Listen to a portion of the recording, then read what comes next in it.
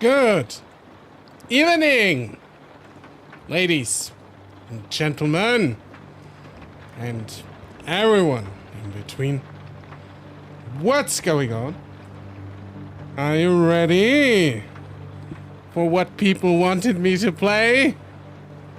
You're gonna need that pillow. So I heard.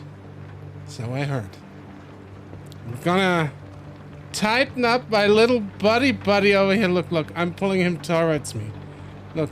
Oh yeah, okay, so that's fine. Stop teasing, let's jump in already. Look at Angel Dog being like, oh God, Orco, you need to jump in right away right now because I can't wait. Can't wait. Only Orco is real. I'm real. But the foreplay is fun. Exactly. Wildfire, you're right. A good foreplay can do a lot of good things for you. There's no Orco, only Sue. Foreplay is a mirage. It's a smoke screen, so to say. No more foreplay. I can't get the dinner.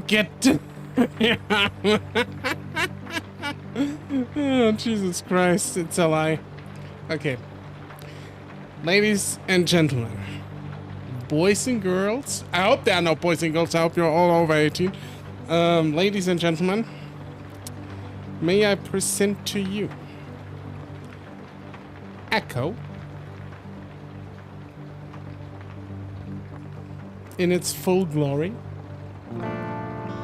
And I hope it's still there. I don't think it is. But I even made a little special screen for it. I put the stars at the back of the chat. And we are going to play it. I'm mentally a boy seeing Christmas snow for the first time right now.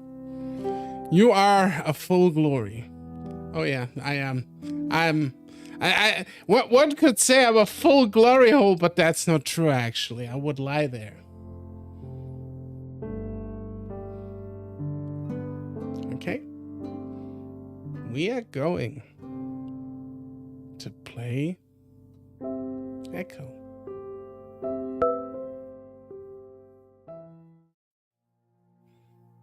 Remember, you pick Flynn. I already said in all the ways with Angel Dog because he's like, pick some shit. And now I've said in Flynn's route. I thought I might let the audience pick where I head first, Angel Dog. I thought that would be more fun. I knew you'd be back. You all come back eventually. Why do you try to run away in the first place? On the recommended route, play order Flynn is the last one for a reason. Playing Flynn is ruining your own experience on purpose. Okay? It doesn't matter. What the rock is cooking. Even though you're here, you're going to try and run again. Also, there will be no not safe for work scenes, by the way, don't worry. Yeah, I looked that up because I don't want to jeopardize my YouTube channel. I know it's like a thing, but like all my stuff I do, if it's not safe for work, it's gonna be in video form. And everything else we can stream. Just stop. Because I like this town.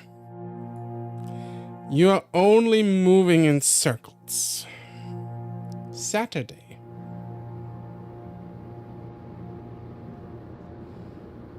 Oh, my man wife has to wait. Last. Yeah. Mom, I brought it. No. I've got everything. No, TJ's with us. We picked him up yesterday. No, I did call you yesterday. There was no answer. Fine. Yeah. I'll try more than once next time. So of course they are clean. Listen. I'm driving right now, so... Yeah. So I shouldn't be on the phone, should I? I'm gonna hang up. Yeah, you probably shouldn't drive and talk on the phone. Okay, love you too, bye. I sigh and finally hang up the phone, dropping it on my lap. TJ, next to me in the passenger seat, stretches back and scratches behind his ear. Ah, that's cute. It's been a while since I've been with your mom. How is she?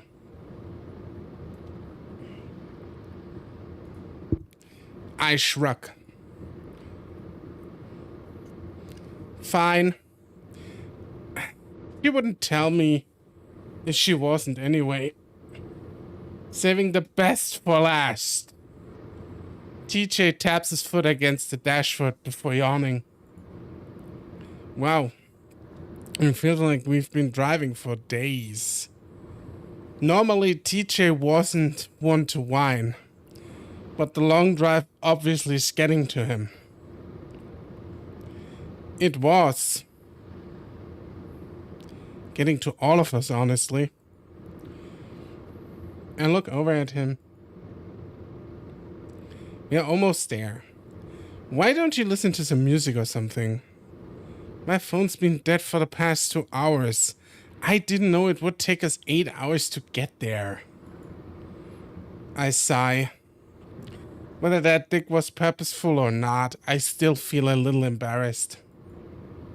I admit, I got us lost for a few hours. Route 93 is hard to find, even with the GPS.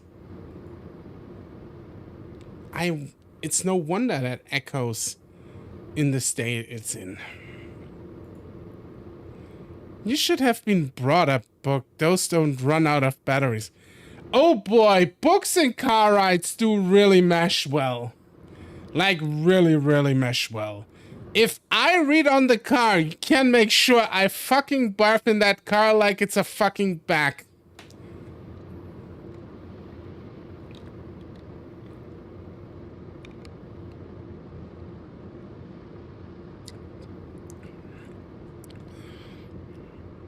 And look up into the rearview mirror and see Jenna hold up a hefty book titled Cognition. Orko, any percent speedrun hating female. No, it's just I can't read. Like, if she can, more props to her, you know? I don't even know Jenna yet. I don't even know which character I'm gonna hate and who I don't, you know? But it's like... No, I mean it, speedrun it. Okay. TJ sighs. All of my books are on my phone. Why don't you listen to the radio? TJ starts to reach for the dial. Don't bother. All we got out here are hick stations. I have some music on my phone though. You will see what I mean soon. Okay.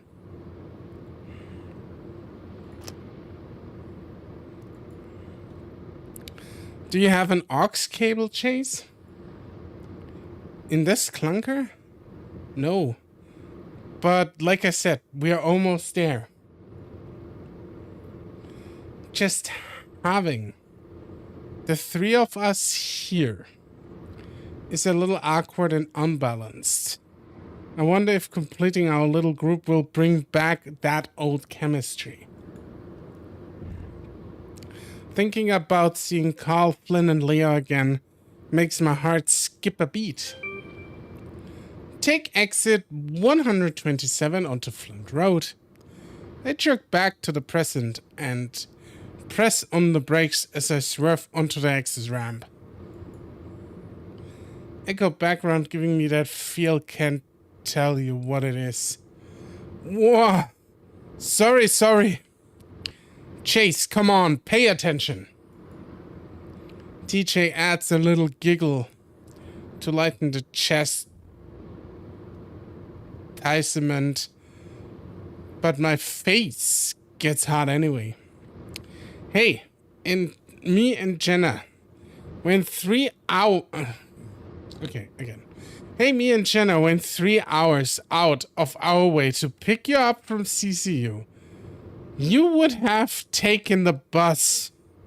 No, I'm grateful. I just rather this not be the place I die. We continued down Flint Road for about 15 minutes in silence, while I avoid the ever-increasing number of potholes in the road.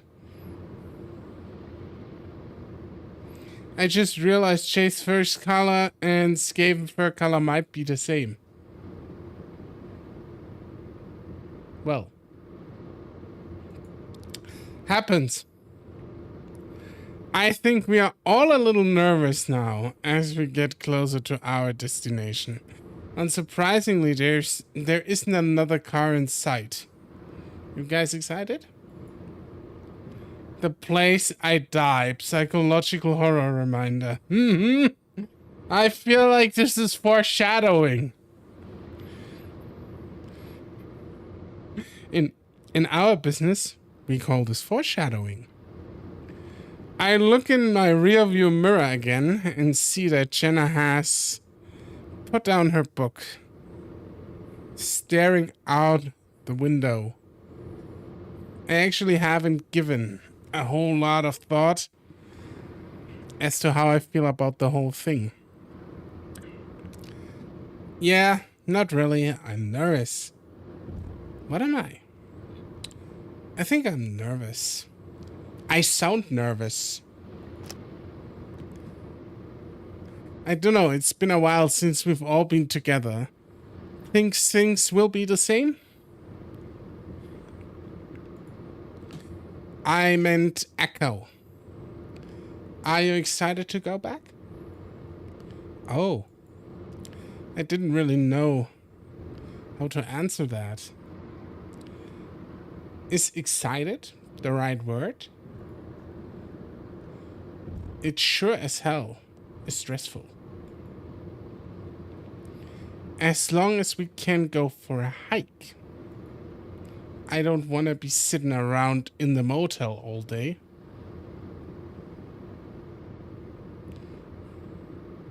Every time Echo is mentioned, my sleeper agent brain is activated. I bet. Well, it beats having a heat stroke in the desert. Are you seriously hiking the trail? Oh, come on. It'll be fun. At least I know Chase will come. TG smiles at me, raising his brows. Then I tell him no. No, Chase. I'm not coming with you. TJ is a menace. It's too hard to say. No such an eager face, at least right now. Chase, yeah, of course. Anyway, it sounds like you've only got the boys on your mind, Chase. Leo, maybe? Make a slide right onto Lake Emma Road. I ignored Jenna, pretending to be distracted by adjusting the GPS. A few more minutes of silence pass before Jenna speaks up again. So, this news thing you're making, what is this about exactly? I swerve a little to avoid another pothole. A news packet. If you remember, there was that one crazy thing that happened there in the early 1900s. I read a little bit about it, and it's pretty fucked up. That is like the prequel, the smoke room incident, or what is it's called. I think they are working or doing the sequel, prequel, whatever. Playing side story of what happened. Hearing Jenna mention Leo make my blood slightly boiled. Yeah.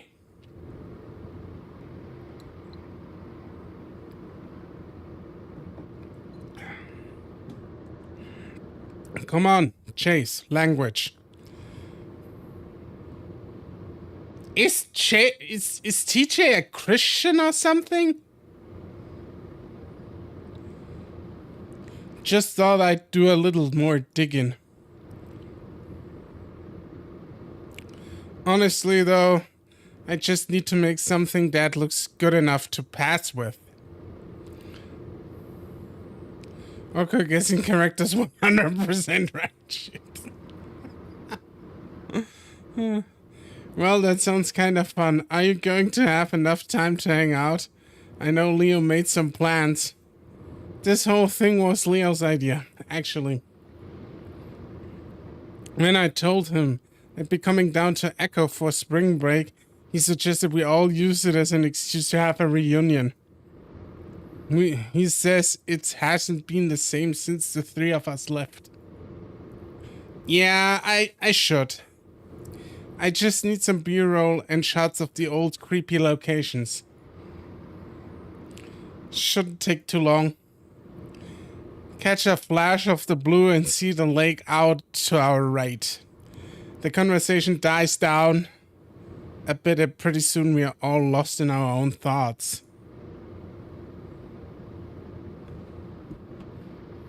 Finally, we round a bend and I start to catch some glimpses of the town. The tall, rusted signs for the gas station and motel loom over the rest of the old community. Lake Emma Road merges right onto the main street where the motel is at. Soon enough, we are turning into the parking lot. There are only a few other cars in the parking lot. I park in the closest spot next to the door and switch off the ignition, relieved to be done with driving.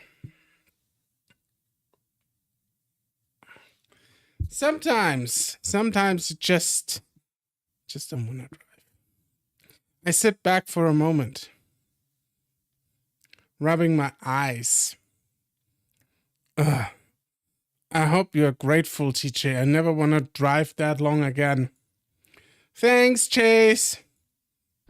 How's Orko and Nori today? Yeah, I kinda decided we're just calling him Nori. Angel Dog.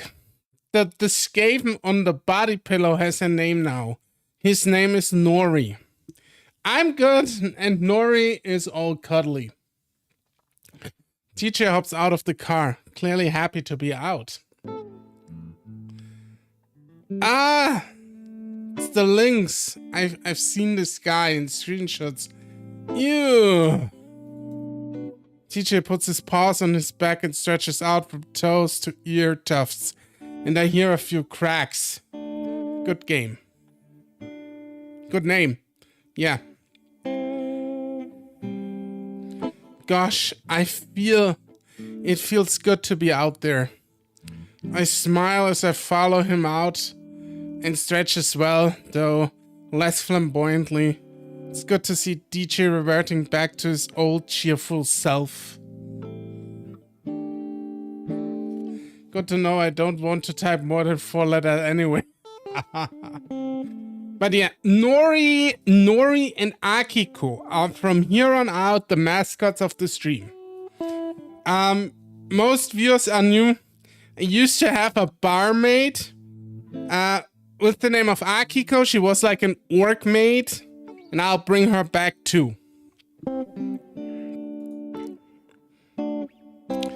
How could a boy like him could withstand? Black Shimmer, what's up? Hello! Alright, I made the reservations, so I'll check us in. You boys wanna bring in our stuff? Sure. Me and TJ head around to the trunk of the car, getting our bags and camera equipment while Jenna heads inside. Yeah, they really just put filter. I mean, it's not a complaint, don't get me wrong, But this is like doing visual novel backgrounds 101. You just take photos and just smear filters over it. It works 90% of the time. I'm pleasantly surprised. While it's a bit musty, the room is spacious and generally clean. A lot more than I was expecting from a town like Echo. Although I've lived in the town for most of my life, I've never actually been in the motel. Echo background filter is way more nostalgia. Absolutely. Musty husty. Very musty. I'll take stock photos over AI slop every time.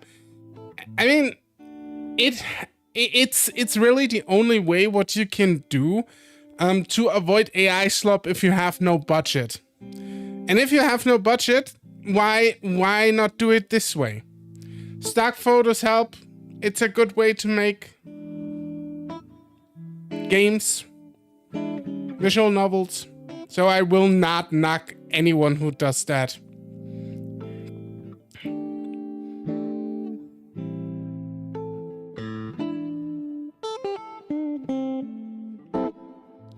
Oh, no, I read that already. Brain.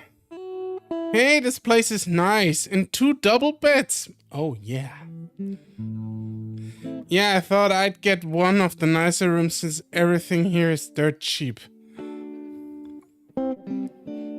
Echo music already starts breakdown. Stop breaking down, Angel Dog. We are not even like 20, we are not even 30 minutes in. You can break down when we've played this longer. TJ sets his bags down on the bed. So I guess this'll be me and Chase's bed. Jenna can have her own, obviously. It's a mental breakdown. Kazoo intensifies. I like playing the kazoo. I can't do it, but it's fun. That's nice of you, TJ. Anyways, here are your key cards. She hands us both our key cards, which I slip into my back pocket. The nostalgia hit me like a truck. I cry a few days after I have played this damn game. I love it. Man, you're really into this game, Angel Dog. So when we are gonna eat? I'm starving. My stomach grumbles. We haven't eaten since breakfast and it's late afternoon at this point. I pull out my phone, checking over my texts with Leo. Leo said he's gonna get us some sandwiches from the diner. Did you tell? Yes, I told him to substitute the bread with lettuce for yours, TJ. Nice. All right, well, I've texted everyone that we are here. Let's at least unpack. It's going to get crowded, and I don't want all our stuff in the way.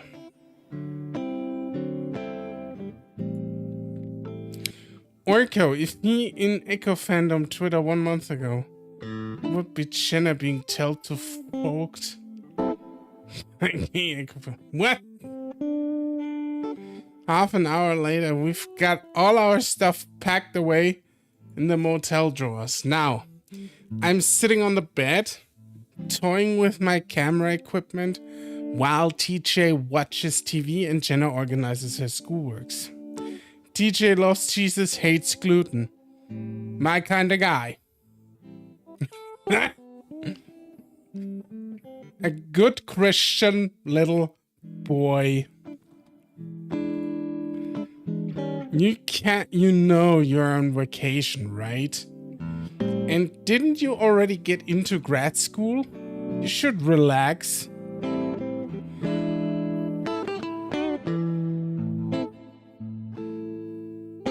Okay, what is with the still picture?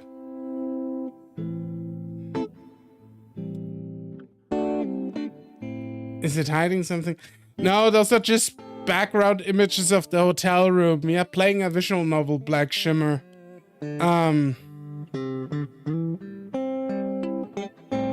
What do you mean? Besides your, is it a body pillow? It's my body pillow. It's my body pillow. It's not hiding anything. It's just a body pillow. Angel Dog made that for me. So I put it up on stream.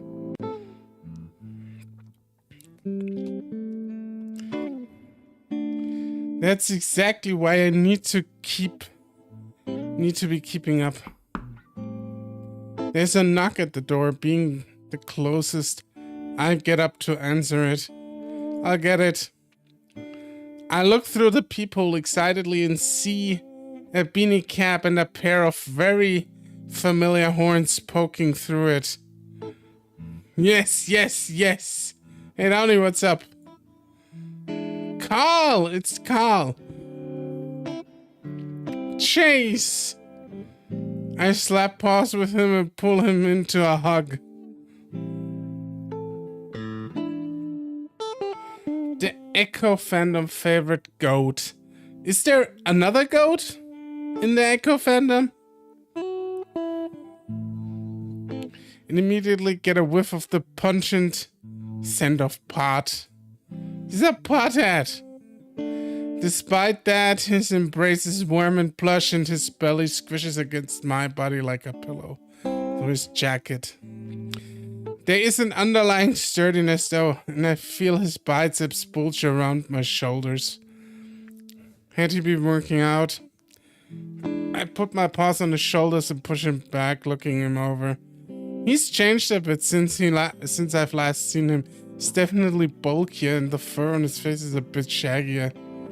His eyes are a little red and his expression is a little glazed. Like he's daydreaming about someplace far away from here. He just smoked pot. He's fucking high. Still getting blazed, huh? He's high as fuck, yeah. He's high as a fucking kite. You know it. His joking nature drops a bit as he gives me a genuine smile.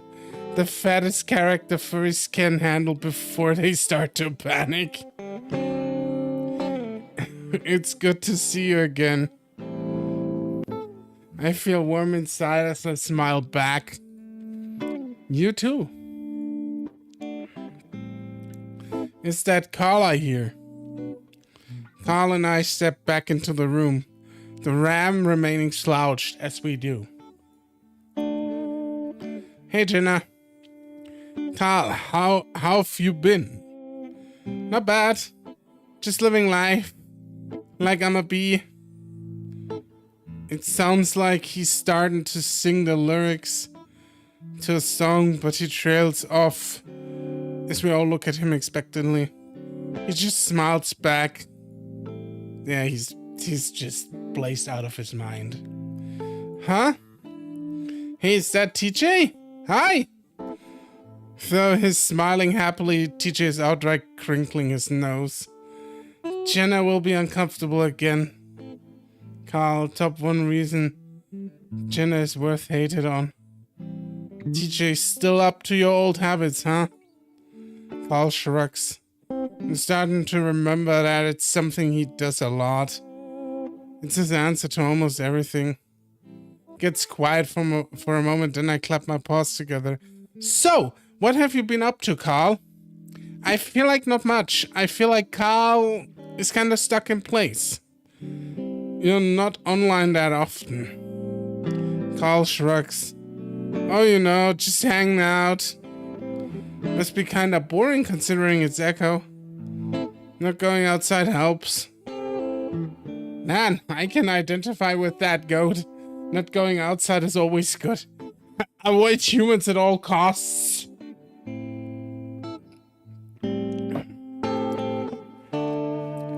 You've been able to find a job? I know they closed the old corner market you used to work at. Carl has anxiety and is socially awkward. Yeah, that's fine. A lot of people are. So I can, like I said, identify with him. Just don't go out. Don't meet other people. Stay in your lane. Just do what you need to do. go back home. That's the best thing you can do. Yeah, been kind of hard, pretty much. Everything's closing around here. On top of that, I still don't have a car that can get me to Peyton. Oof, that's right. You crashed the one your parents got you. TJ's grinning sympathetically, but Carl hunches further into himself, looking sulky. Man, don't kill my vibe. What about school? Been thinking about going back? Not really, maybe. Carl's starting to lose the faraway look as he narrows his eyes. People are just like going from one bad spot for Carl to the next. Hey Carl, remember that time you crashed your car? Hey Carl, remember that time you dropped out of school, you fucking loser? What is up with these people? Holy shit, dude. You should. You went for what? A semester? That's not really enough time to tell if you're really cut out for college. Classes get easier to handle once you get used to it. Yeah, well, I wasn't exactly the schoolwork that was the problem. They're such a good group of friends. I wonder what could ever bad possibly happen, Orion. You could try smoking less weed, that might help. What? Was I set up for an intervention or something? Carl looks over at me, as if asking for help. Hey, don't look at me. I had to deal with them for the past 10 hours. How about, look, Chase, I know you had to deal with those two for the past 10 hours, but how about you just give Carl a helping hand here? You know, you're his fucking friend. I mean, I'm not agreeing with Chase's, with Carl's life choices either. But like, I mean, kinda agree with his life choices indirectly, because I've been a school dropout too, but I never smoked a lot of pot, so, yeah. Hey Carl, how's your terrible life going, man? Yeah, absolutely. Yeah, I guess I just forgot how naggy they can be. That's because we care about you, Carl. Anyway, I'm pretty sure Chase has been missing you ever since the day you left school. I drop out of school at 9, still fine with furry artist life. Jesus Christ. At 9. I had to go until 18, but I didn't get a degree. I should probably say that. Where I come from, you're basically, if you don't find a trainee position, grade 9, not, you know, at 9. Oh, okay, at grade 9. Okay, that's fine. We have to go to school until we are 18. Where I live. If you don't find a trainee job or whatever, you have to go to school. Mandatory. It's obligatory. You have to just go. Carl and I were in the same class throughout school as so we entered college together. We even roomed together for that one semester, which was a lot of fun. Of course I had missed him. Carl seems pretty eager to get off the topic though. Speaking of school, didn't you get accepted in the Western, Jenna? Yep. Going into experimental psych. I start in fall. Look at Jenna the tryhard. That's pretty cool, congrats. Carl turns back to me. There are varying options on what route order is best. I'm personally a Carl, Leo, Jenna, TJ Flynn supporter, but also Carl can be played pretty much whenever you want. Carl's route is unfortunately on a weaker side writing wise, so for the sake of better impression, you could leave it for later. Agreed with Arian completely. I probably just We'll talk about it when we choose the route. I know that you basically chose the route when you get to like the camping spot and then they all split up. And you choose with whom you want to hang out, and that's basically your choice of route. And once we are there, we talk about it, what we play first. I will also make a save there that I hope I will never accidentally overwrite. So we don't have to play the intro every time we wanna do another route. Carl turns back to me. And you're getting into journalism, right? He looks over the equipment, looking confused. There's 99 save slots. Fine with me, learn the character first, have fun too. He looks over the equipment, looking confused. What's all this? Oh yeah, one of the reasons why I'm out here.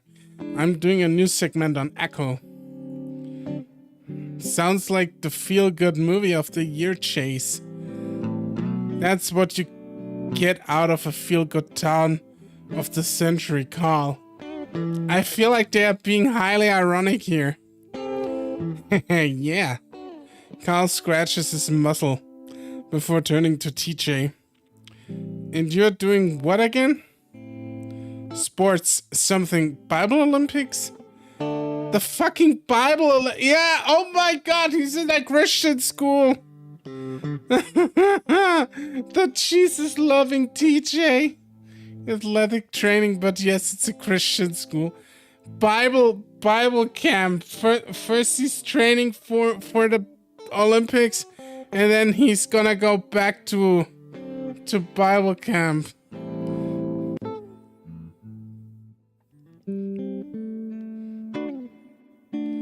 I don't like the idea to follow order of who you should focus on first.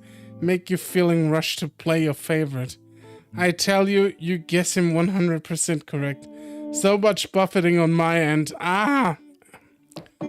Can you, maybe, Wildfire, maybe, I don't know if that's an option for you, but can you change the resolution of the stream? That could help. I don't know if that's a possibility with YouTube. Carl gives us thumbs up. Super. So we gonna eat? I'm hungry as hell. Hell is a little extreme there, Carl. Not that you can be that hungry. Oh my god, TJ is already annoying me. Is he the entire fucking game like that? If you say hell, he's like, oh, actually, that is against my belief. Sure. Where's Leo? He's bringing the sandwiches, right? He actually just texted me that he's here. He was picking up Flynn. Oh, there's Flynn. I'm watching Orco with 44ph resolution because weak Wi-Fi. Also, there's mini prequel called Echo Route 65. No, I'm not making a 69 joke now. I wanted to, but I'll leave it at that. It's fine to play before the main game or before or after Leo's route. Just did 24 seconds behind, so I'm talking about the resolution.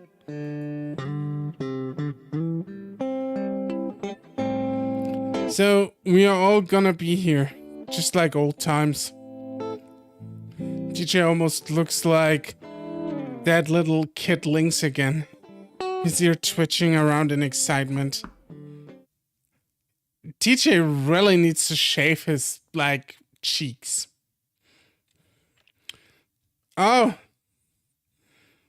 There they are. And that Orco brain messy guy. Let's just let him focus on Echo game first before mentioning about others. Yeah, it's fine. I just can make notes and see what else we can like do. The one thing that you also were suggesting, Angel Doctor, who's Spando tier list. We're going to do that when I get 1,000 subscribers. That's my 1,000 subscriber special. So get me there. And we do a husbando tier list. I grip the bedspread and watch as Carl moves around the corner to open the door. I hear it open, followed by the distinctive deep brassy voice of Flynn. Here come the gay! Hey, why are you getting the door, fatty? Oh shit. Flynn is... oh my god, Flynn. To get my sandwiches, dick face, I've got the munchies like a mother. And here's the romantic music. Where are they? Leo has them. Here he is. Leo, hey there. All in there? My heart skips a beat and my tail thumbs the bed as I hear Leo's high baritone. Meet Angel Dog's man-wife. I thought his man-wife was Bronson. There's some bustling before they start coming around the corner, bringing me face to face with the rest of my childhood friends.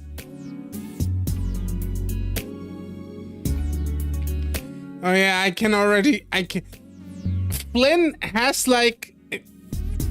Okay, so I barely know anything about this character, but like Flynn literally comes in here and I see his drawing and he has like the most slappable, most arrogant face I've ever seen and I love it. I don't know if this character is like that, but I feel like if he's like that, they did a very, very good job with the heart. Flynn, someone in mind, alright? Sorry, my bad. Flynn is bottom real.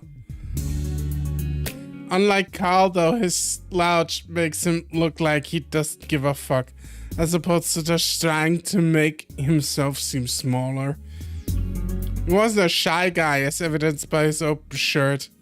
Well, no shit. And who you callin' a dick face? Flynn knocks Carl on the head, which makes a loud thunking sound. But Carl just grins throughout. Hey, Jenna, TJ, Chase. He nods to each of us in turn, rubbing his knuckles.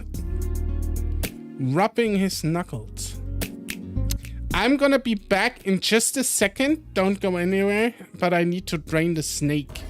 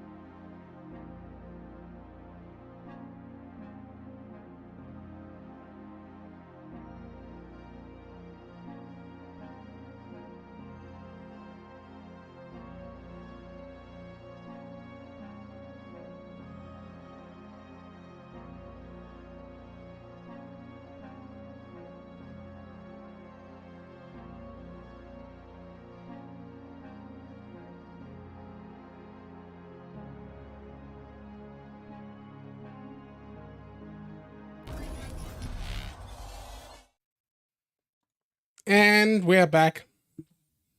Oh boy, now let's talk about side characters. DJ Carl Flynn is the most positive for me when it comes to the characters.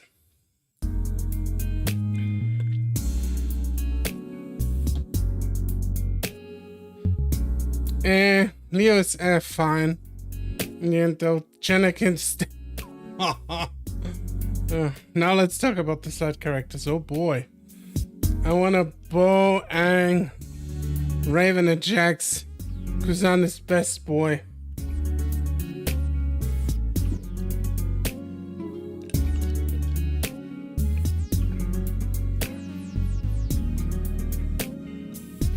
People are out here. I feel like I need to do something. Just a tiny bit.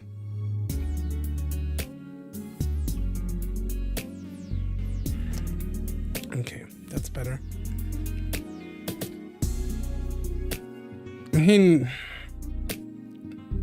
Immediately following him, his arms wrapped around two big brown paper bags, is Leo. I think in those paper bags aren't sandwiches. I think it's porn. He smiles over the tops, the bags, sweeping the room with his eyes along with his tall rectangular ears. Dang it, my memory sucks with names sometimes. Oh, you know, it Kutsu would marriage. Look at that sussy freaking face. It's a very fuckable face, Angel Dog. I will give him that. His face immediately breaks into a full grin as he walks over to the bed I'm sitting on, setting down the bags. As he comes to a stop in front of me, I reach out my paw to slap his, like I did with Carl. I wouldn't fuck with him if I wasn't you. Let him learn. Okay, I will learn. Chase! Man, I missed you. Just like Carl, it seems like Leo's got bigger and stronger. He lifted me up without even trying. He's basically tier 2 simp. If you're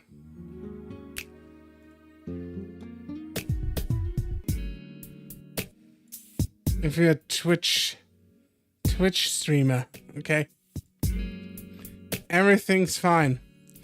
All of that worry about how he was going to react was for nothing. The hug is lasting kinda long though. I can feel everyone looking at us. And just like that, he forgets we exist. Leo finally does pull back, then smacking me on the shoulder before turning to greet Jenna and TJ. I shakily sit back, feeling a whole lot better now that the introductions are out of the way. Fuck. Leave Carl in a room for 5 seconds and it smells like a goddamn skunk sauna. I think Flynn has a bit of an issue with Carl. I don't know why. I can't really put my finger on it, but it really seems like it.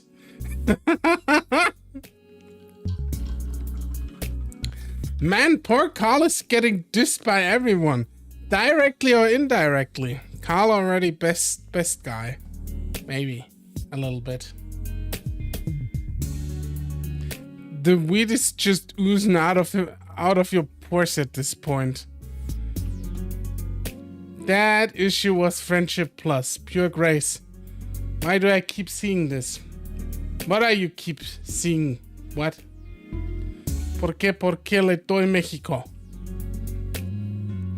Flynn theatrically plucks his nostrils as he pulls the window open. Crack. Carl rolls his eyes, slouching further and jamming his paws into his pockets. Oh, shut up. I think everyone here agrees that my smell is a lot better than your shedding. Nothing like having a big pile of lizard dust on the couch for the next person.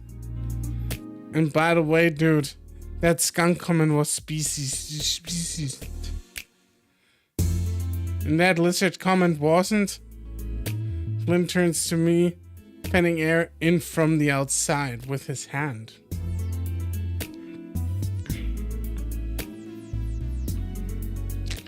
Flynn, what's worse, Chase? Carl's smell or my dusting off? Huh? Dusting off? That's not a thing. Try saying white flakes that chip off me with every step I take, except when I scratch my ass, then it's like a fucking blizzard of dead skin.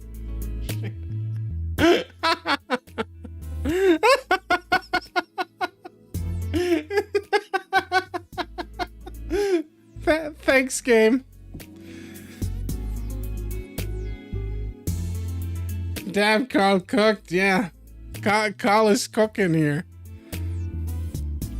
Don't worry, Flynn is supportively trying to help Carl in a more a-hole way. And some of it might land in your mouth. That's what you should call it. Hey, you firbolts do it too, just less noticeable. Either way, it's hot in here. Aren't you cold-blooded? Someone turned down the goddamn thermostat. Somebody turned down your bad language. Oh, look at the good Christian boy again. TJ says it like him. TJ says it to him like a cheerful kindergarten teacher. Pep talking a student into using his words. They stare at each other.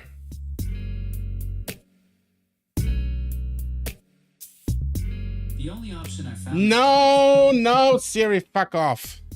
Nobody likes you. They stare at each other for about 5 seconds. Flynn's expression is like a stone, while TJ slowly loses a smile. Well, just butt fucking Christ. I'll be sure to watch that. Flynn.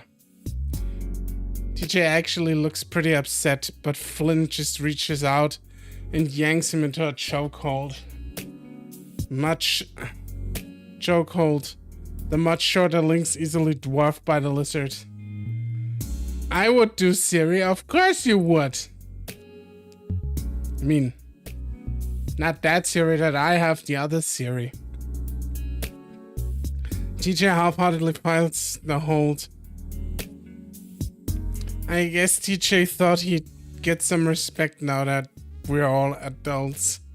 Hey, ow! You still said it. It's not a flex. Normally I might step in to help, but it's been a while since I've seen Flynn and TJ go at it. It's just too funny to stop.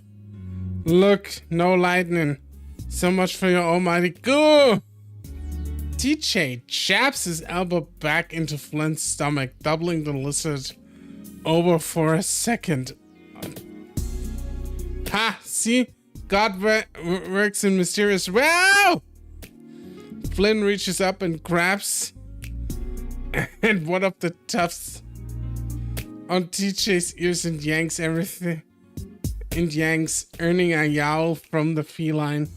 Got to go, won't be back. I vote for Carl if you get there. Okay. I will remember that. Foul species feature.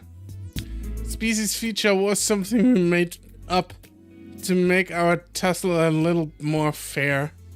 It involved any distinct physical differences between our species that might pose a disadvantage, like my tail, Jenna's ears, or TJ's ear tufts. Carl was especially keen on it. Being a ram, his horns were often used as a leverage against him.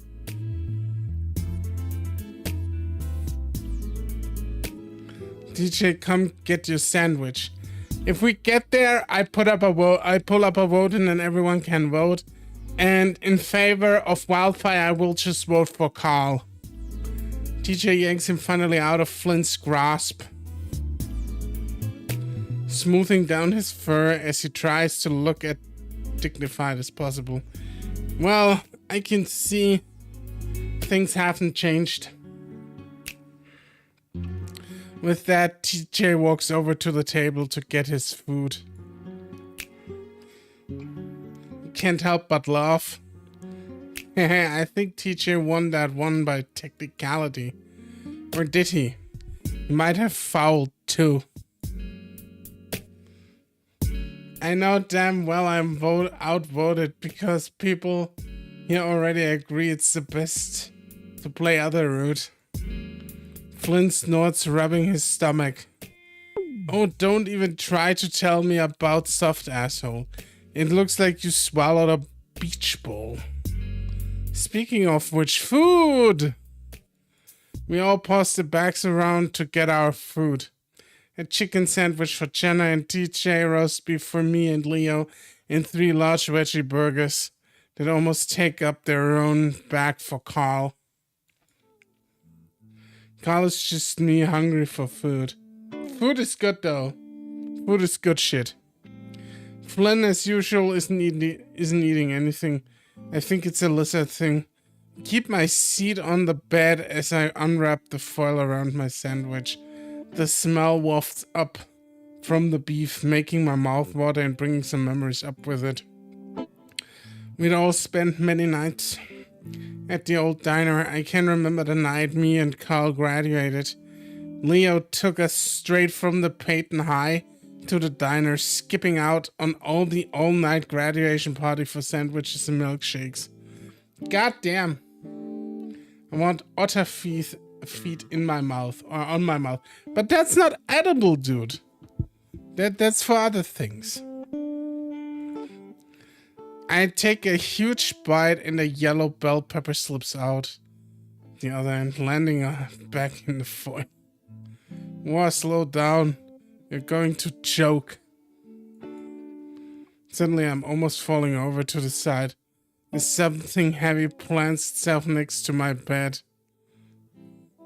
Quickly grab a napkin and bring it to my muzzle, wiping away the grease. It's feeding me mentally. Okay, that's fair. Hey, Leo. Leo chuckles at me, at my embarrassment, and unwraps his own sandwich. Sorry if the bread's a little soggy. Garobo over here took his sweet time getting to the car. Hey, working in town hall is serious business. Serious business, he says. I don't have a family business I can just waltz out of like you. Hey Flynn, I'll bet you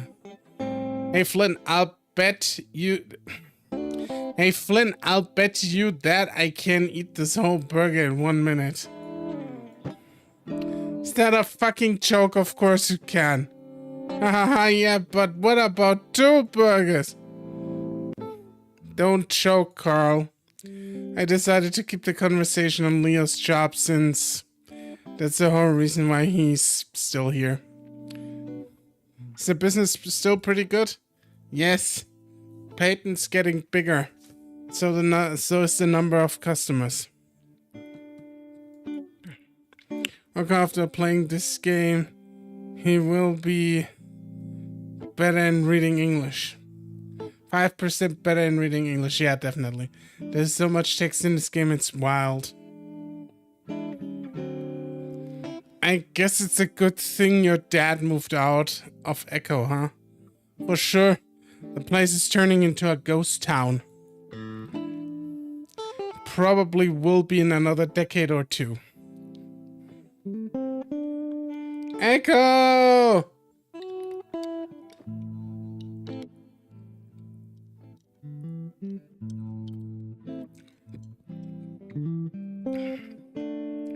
By some standards, it already is a ghost town.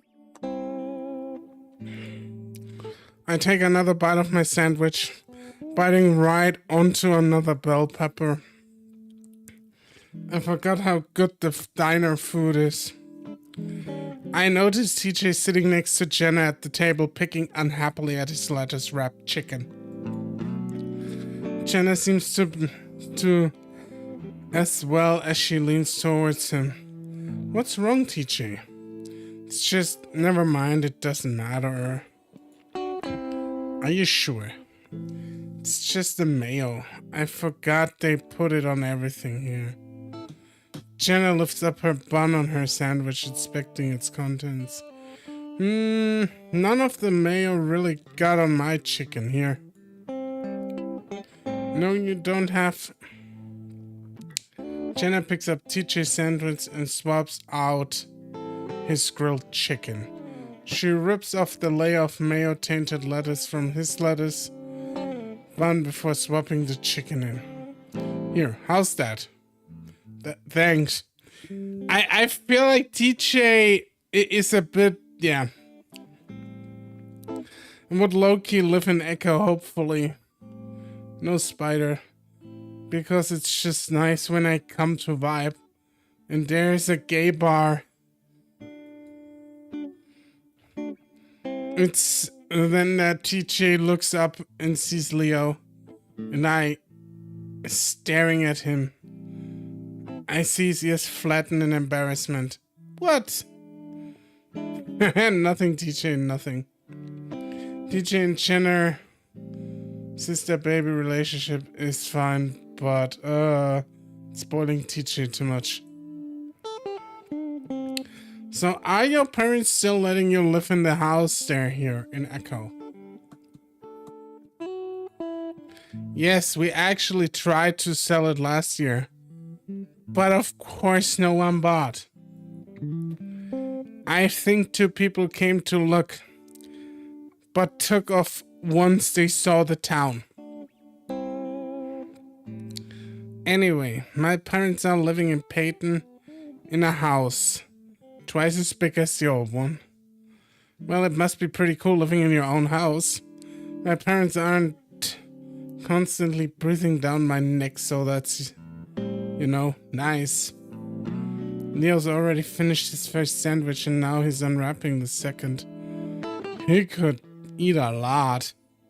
Oh yeah, he can eat a lot.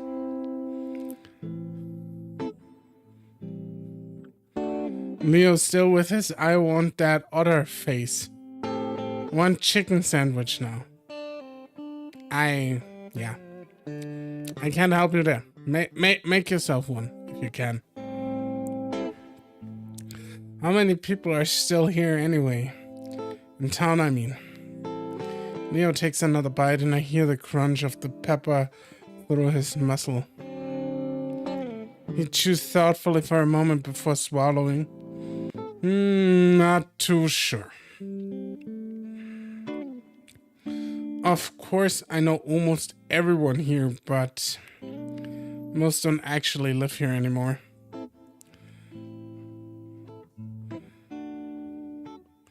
Most everyone's turned their old house into a sort of vacation home now. Ah, yes. The No Spicy Gang. Really? Why? Can't imagine anyone coming here for vacation. Unless your hobbies are meth or dying of heat stroke. Are you going after the poor folks who do meth? Me chase me. Well, they've all got their old houses here and it's cheap to build. And the town is actually trying to turn that old lake into a recreational thing. Lake Emma? Yeah. They're putting in docks and shit.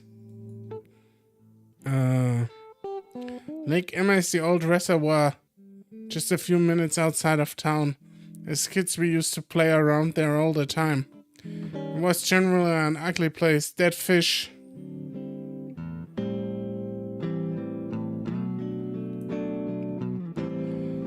On the banks, a terrible smell and mosquitoes everywhere. Then again, it could have changed since then. I haven't been there in like 12 years now. None of us have. I feel like there's a reason why I haven't been to this lake ever again in 12 years. Thinking about the lake making my stomach tighten again, forcing away my appetite in the process. It's been so long at this point, I need to learn to get over things. Actually, that reminds me.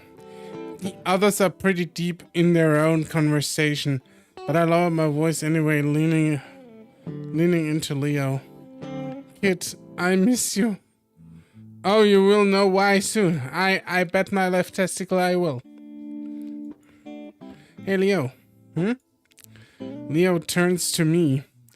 He had been in the middle of a massive bite, and now he has a bell pepper half hanging out of his muzzle.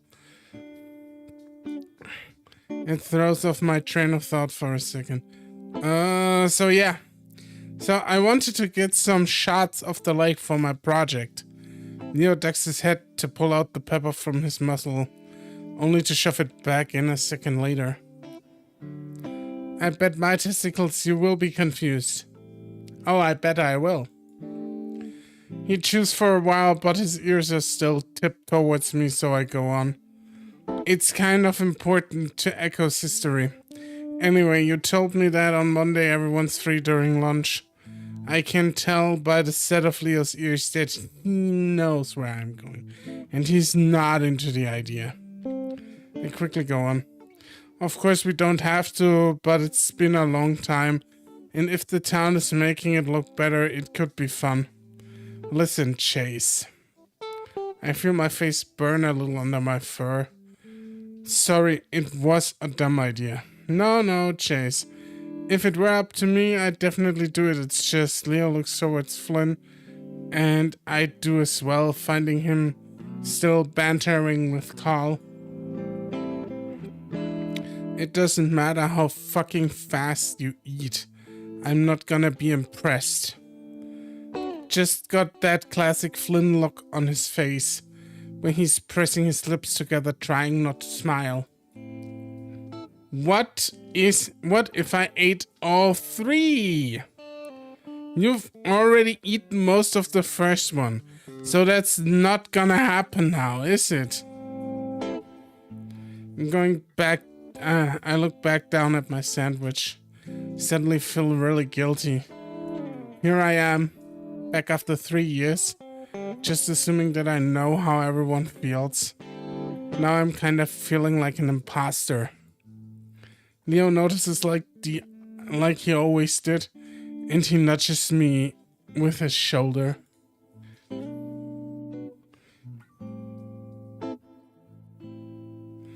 Flynn is a Philippines lizard, something I see from creator Twitter.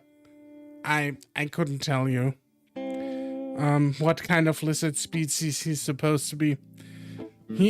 But if you say so, I believe you, obviously. Hey, don't worry about it. It's not your fault.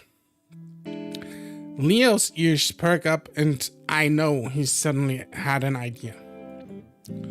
His ears made him easily readable, just as reading people came easily to him. It made it all the more impressive that he was able to tell what most of us were thinking, considering my short, stubby ears. Or Flynn's lack thereof. Listen, there's a cool little spot by the river that's actually pretty close to the lake. We could have lunch, and you could walk over and get your shots. The idea makes me feel a bit better. Alright, that could be fun. Also, this motel doesn't have a pool, so it'll be really nice to swim in something. Heh. Others in their waters. Anyway, I'll have to ask Flynn, but I think he'll be back with it. Leo is the hardest. Funny how Flynn is the easiest to draw characters in Echo. The second is other characters. Leo is the hardest. So did I understand this correctly that our friend Chase, the main character, is an otter? Is that true? Flynn, what would really impress me is if you didn't eat the rest. Yes, okay. So I guess he's somehow related to Bronson in a way. You're a funny guy, Flynn. Carl goes right back. Chase is a twinkish otter. Carl goes right back to shoving the next burger into his mouth as Flynn looks on in mild disgust. He suddenly notices us watching him and he gives us an odd look, but slowly morphs into a smirk as he focuses on Leo. You're looking pretty happy there, Leo. Not like you've been for the past 3 years. I furrow my brow in confusion and look up at Leo.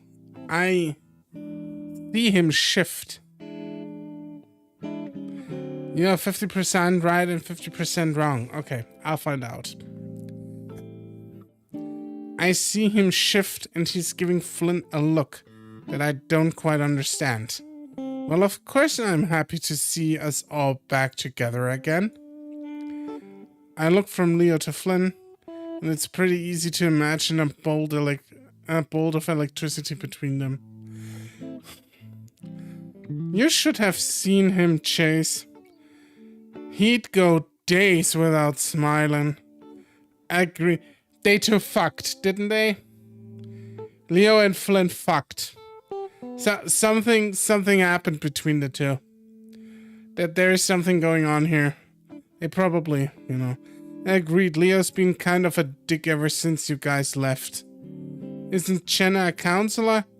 Hey, you should have a session with Leo.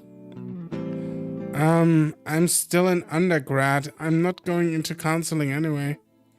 You somehow spot on with either your...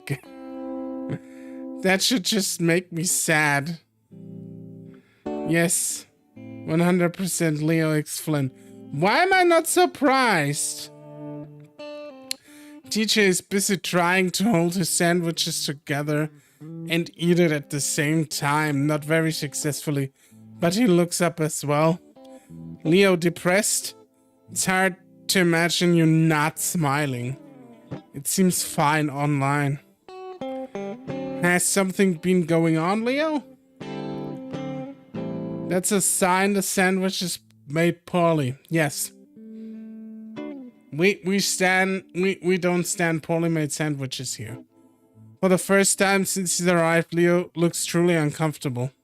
The video of Echo Meme I sent you a few days ago when we were watching Xbox trailers, spoiler about that already. Okay. You don't see him like that very often. Flynn, on the other hand, has his trying not to smirk face on. Why? Leo pauses, pinned down by everyone's eyes in the room.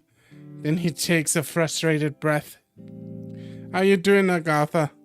Can't people be sad sometimes? Yes, things have been harder. Oh, I bet things have been very hard between you and Flynn, my good dude. But I'm fine. I think it's pretty clear that Flynn... Leo licks his long muscle. Flicks his long muscle at the lizard. Leo wearing the same kind of shirt Chase wearing. He's just trying to get some reactions. Sure. I'm just saying you're back to your old self, but seriously, it's great. Leo makes a snorting sound. I'm about to ask Leo what's so stressful when he lifts his paw up again to take a bite out of his almost finished sandwich. I go quiet as I look at his paw. Oh, red flag. Leo is probably a psychopath and kills people in his free time. A silver anchor tied around his wrist with leather. The word otter is etched into the shank of the anchor. The name Chase is engraved into the stock.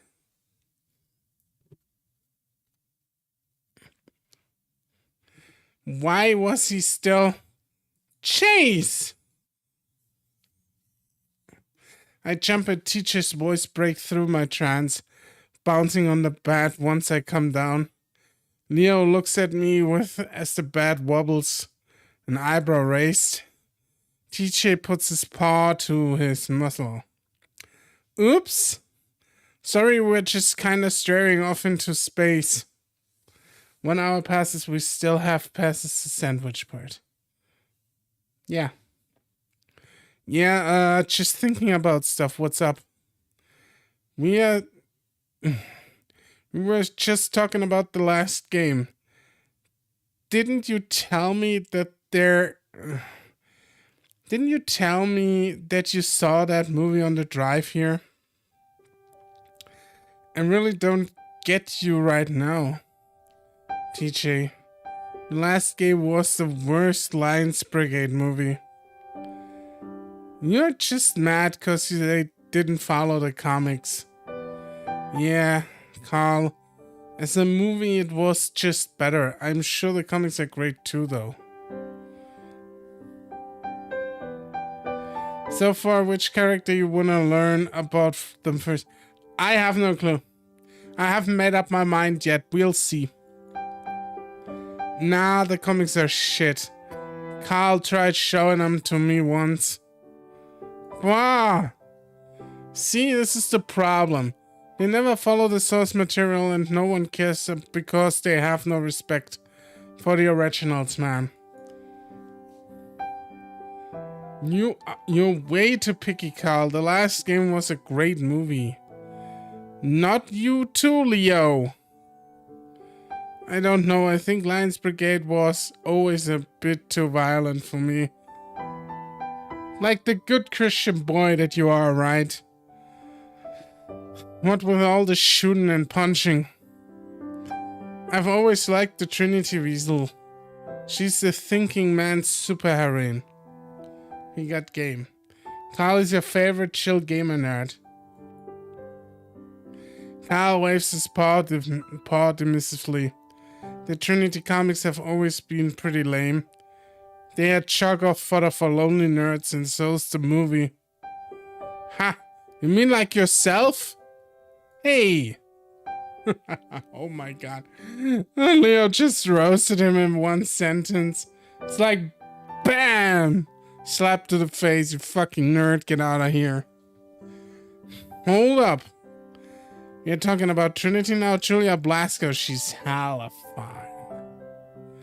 Never seen an ass like hers on a weasel before. Flynn talking here like he's into women. Flynn covering up his latent homosexuality and fails miserably at it. That's because it's fake. No, I like the story. It's really kind of deep if you think about it. It was hard to think about when half the shots are slow-mo and she's doing all these flips and back bends and shit. I didn't think that was your sort of thing anyway, Flynn. And Shanna calls him out right away.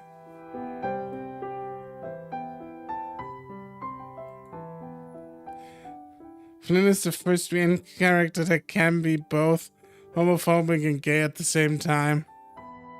Come on, Trinity does have more story going on than your average superhero movies. I think it's great that you like her character overall. Over all the meatheads. Yeah, they just stuck in all the boob shots to reel in the dummies. Of course, that's easy for someone like you to say. Besides, I see what's going on here. Maybe you should watch Lucha Lobo, TJ. He's shirtless the whole time. TJ's ears go flat, tufts pointed to the ground. I'd better stop it with the saucy talk. The only way this could get any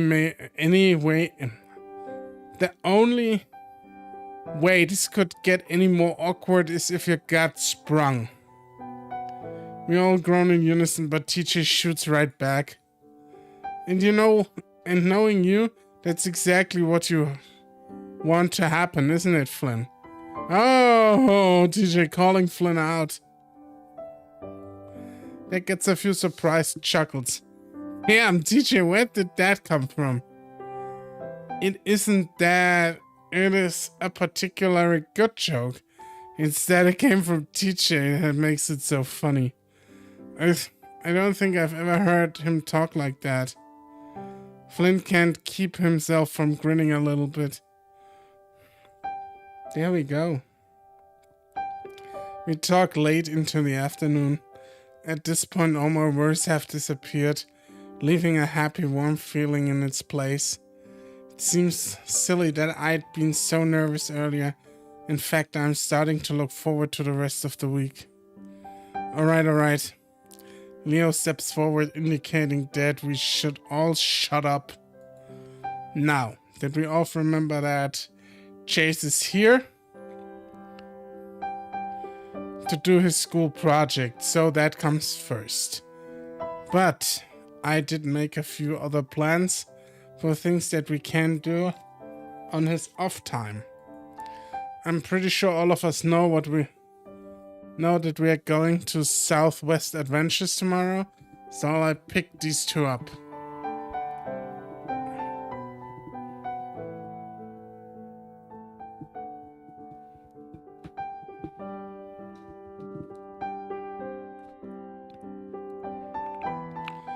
He jerks his head towards Flynn and Carl.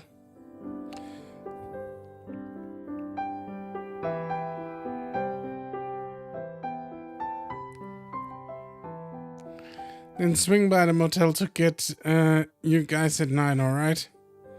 Sounds good.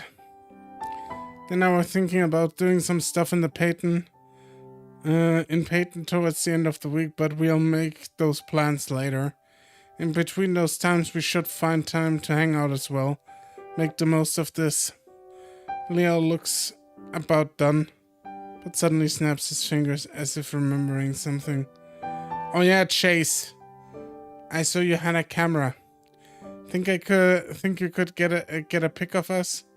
Would be nice if all of us to have something that isn't camera phone quality.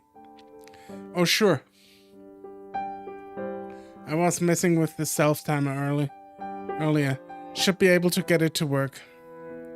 After a few minutes of me adjusting the tripod and Leo adjusting everyone at the end of one of the beds, we managed to get into position. Alright, here it goes. I set the timer and fast walk to the spot Leo saved for me.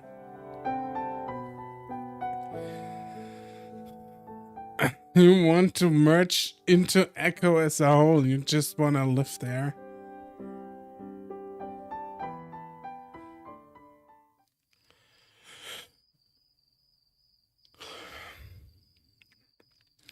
For the next 2 hours, we watch a movie on TV. Not really paying attention, mostly catching up to others, how we've been.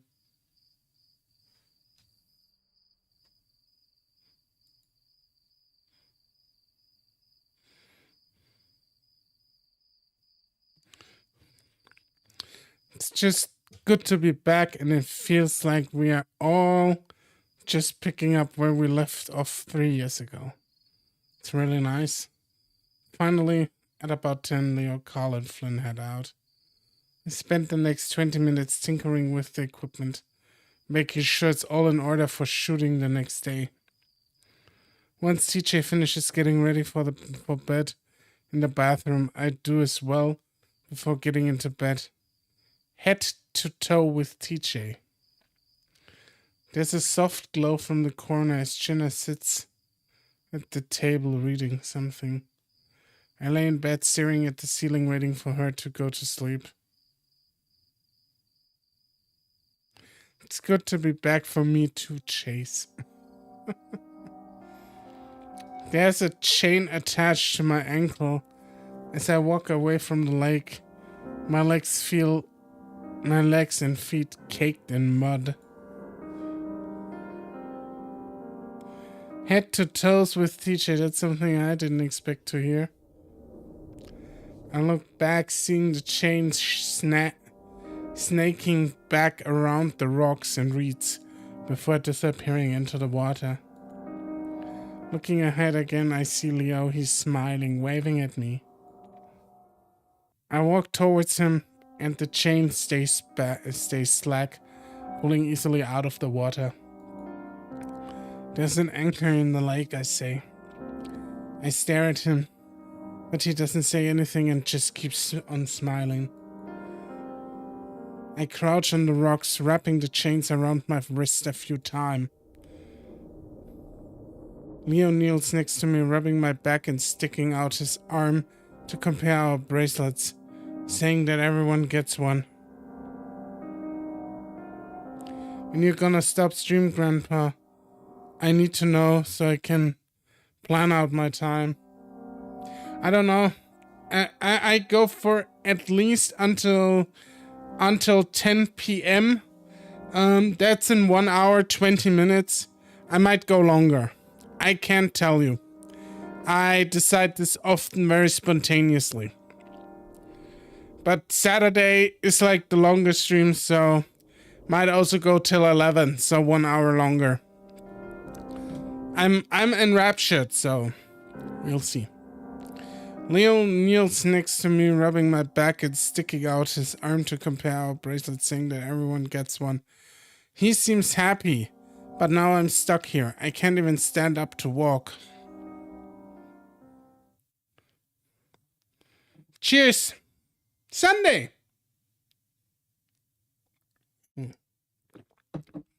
I'll be right back. Again, I need to drain the snake. Oh shit, it's literally foreshadowing itself. Of course it does.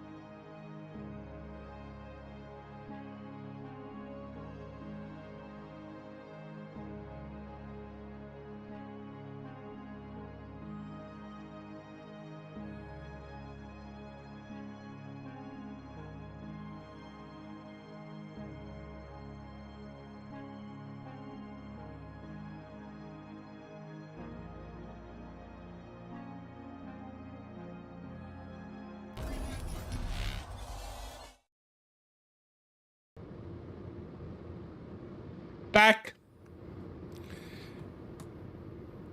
Peyton is about a bit of a distance away. To get there, you have to get to Route 93. 93. Which Flynn tells me isn't even called that anymore. We'll come back. Bronson, around and round we go. Holding your faith up. Driving by your ego. Till dirt rot. Till my sanity goes blank. Till every crumb down to dust. I will and still keep on remember you. And even gone without being remembered. I will be the one to remind your existence. Man! Bronson made an impression on you. It's true. Some poetry about Bronson. That would make sense considering how it was impossible to find it on GPS. Anyway, to get to the city, you have to merge from the remnants of 93 onto I-40, which runs straight through the city of Peyton. About 15 minutes from Peyton, we pull over at a rest stop, which sit at a higher elevation than Echo. If you're looking in the right direction, it gives you a great view of the town. Stand outside the old rundown restroom, I paw over my eyes as I stare out over the desert. This is fucking Arizona or what? A distant hazy view of a group of small buildings huddled together signals where the town is. From this vicarious distance, it looks small and harmless, hard to imagine all the things that happened here.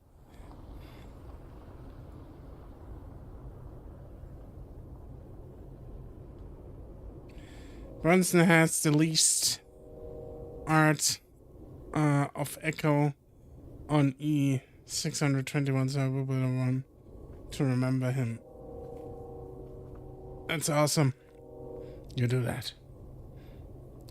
Alright. How do I use this thing? I look over and see Leo fumbling with the camera, obviously worried that he was going to break it. I walk over and show how to use it, checking the white balance and exposure of myself. I wasn't too good with cameras, but the equipment manager at the university had given me a quick lesson on how to do things. Alright, so I want you to zoom out from Echo, slowly. And while you do that, I'm going to... Jesus Christ, I'm sorry. I'm going to walk in frame, okay? Yeah, okay.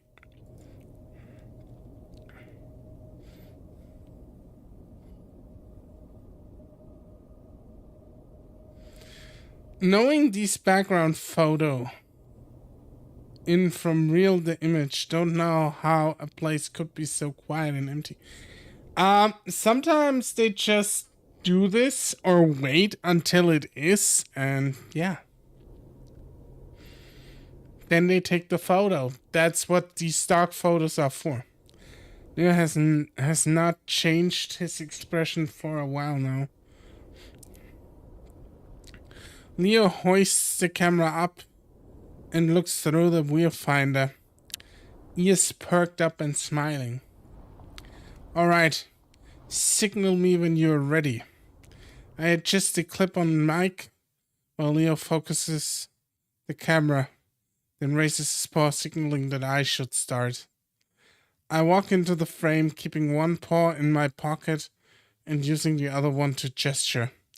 I hope I don't look too awkward. I always feel like I do. Leo is undressed chase with his eyes. Echo first began as a settlement in 1852 after James Hendricks discovered gold in a quartz deposit. The town grew quickly in size, and once it began to serve as a junction along Prescott Railway, it reached a peak population of 6,500 in 1877. I feel like there's so much more to this town than we even experience in this goddamn visual novel. They set this up. This is amazing. It was at this point in time that a peculiar phenomenon of mass hysteria took over.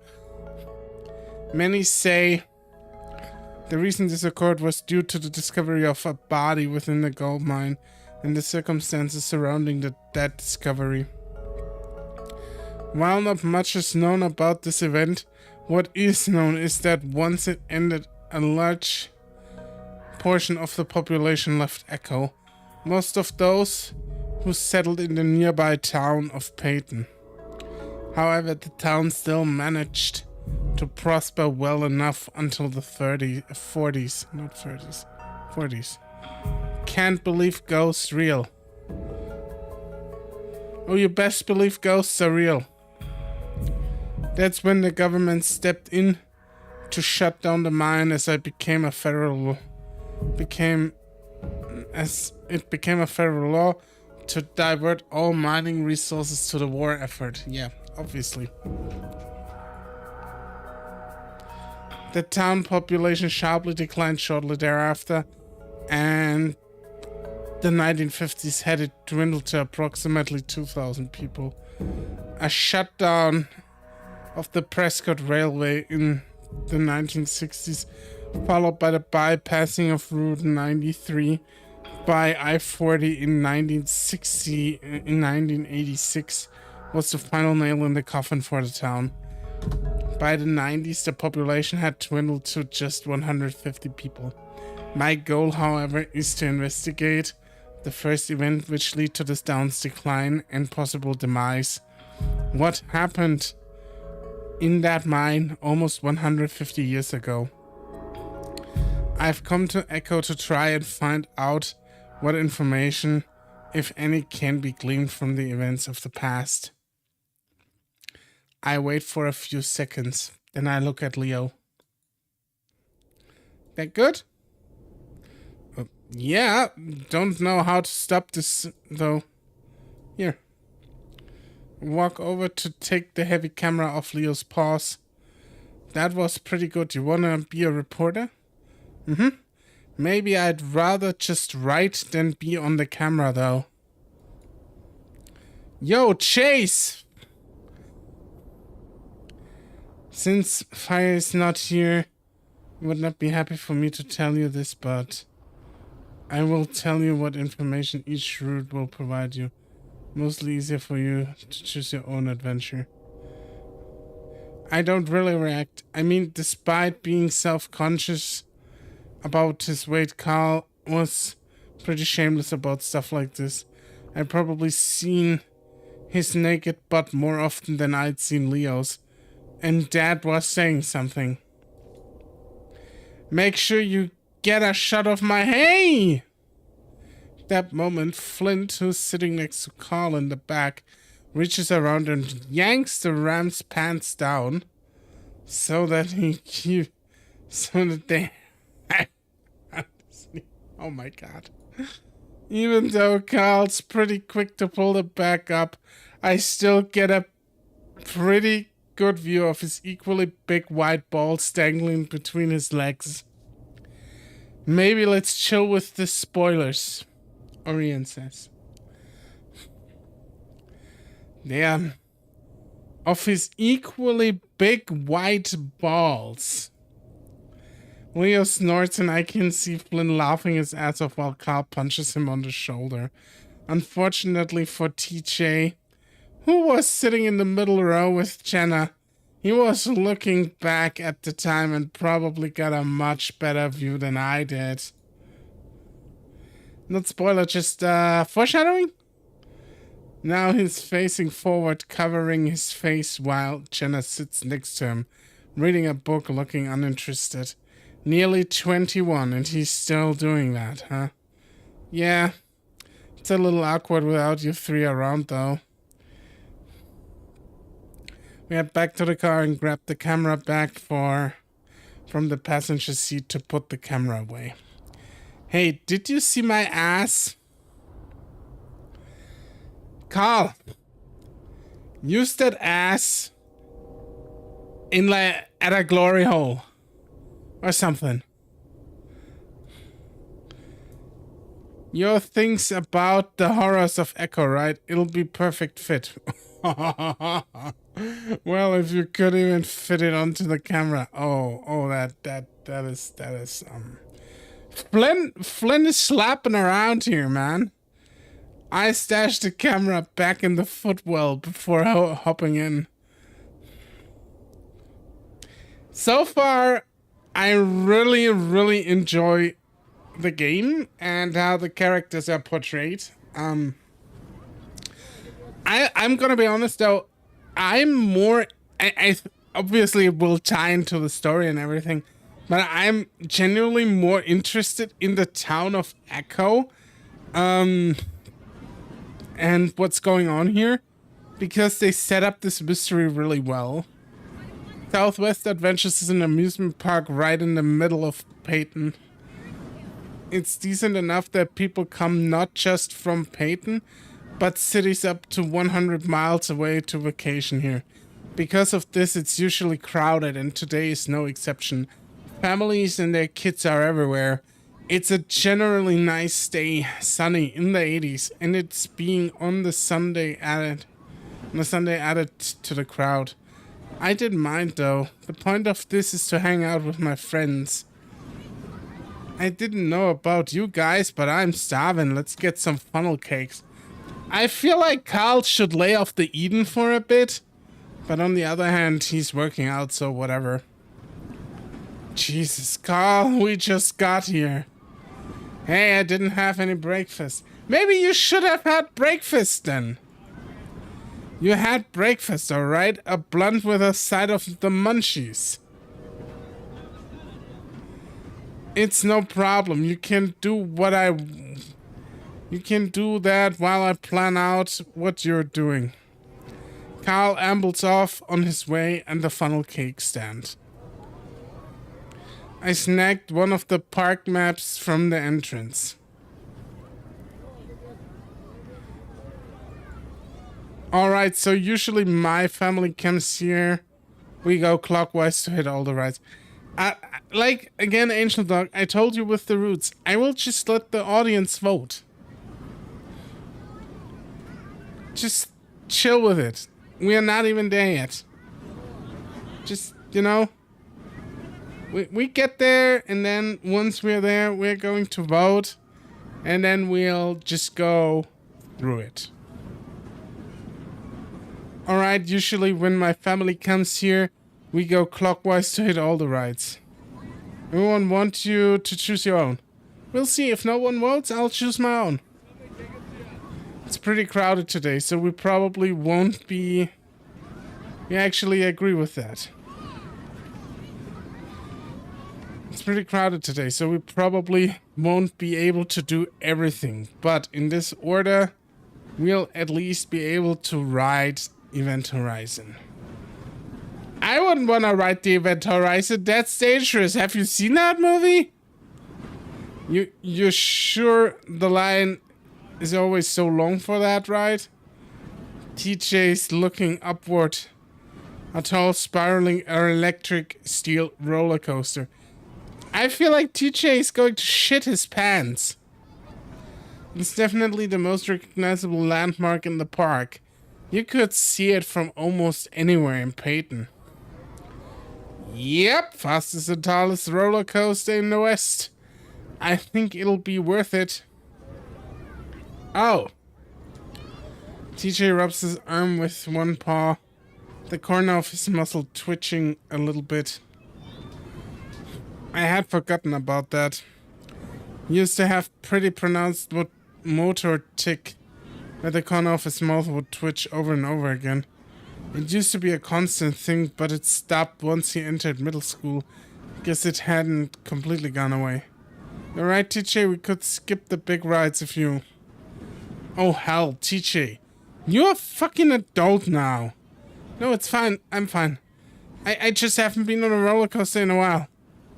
TJ snaps his head back towards us. He's all tensed up, and the movement looks like a rubber band being snapped. I'm riding all the rides with you guys. TJ walks off, his paws shoved deep in his pocket. I feel bad for him, and I want to give him an out somehow, but that's when Carl comes back with his funnel cake. It's topped with ice cream, powdered sugar, and strawberries. Of course it is.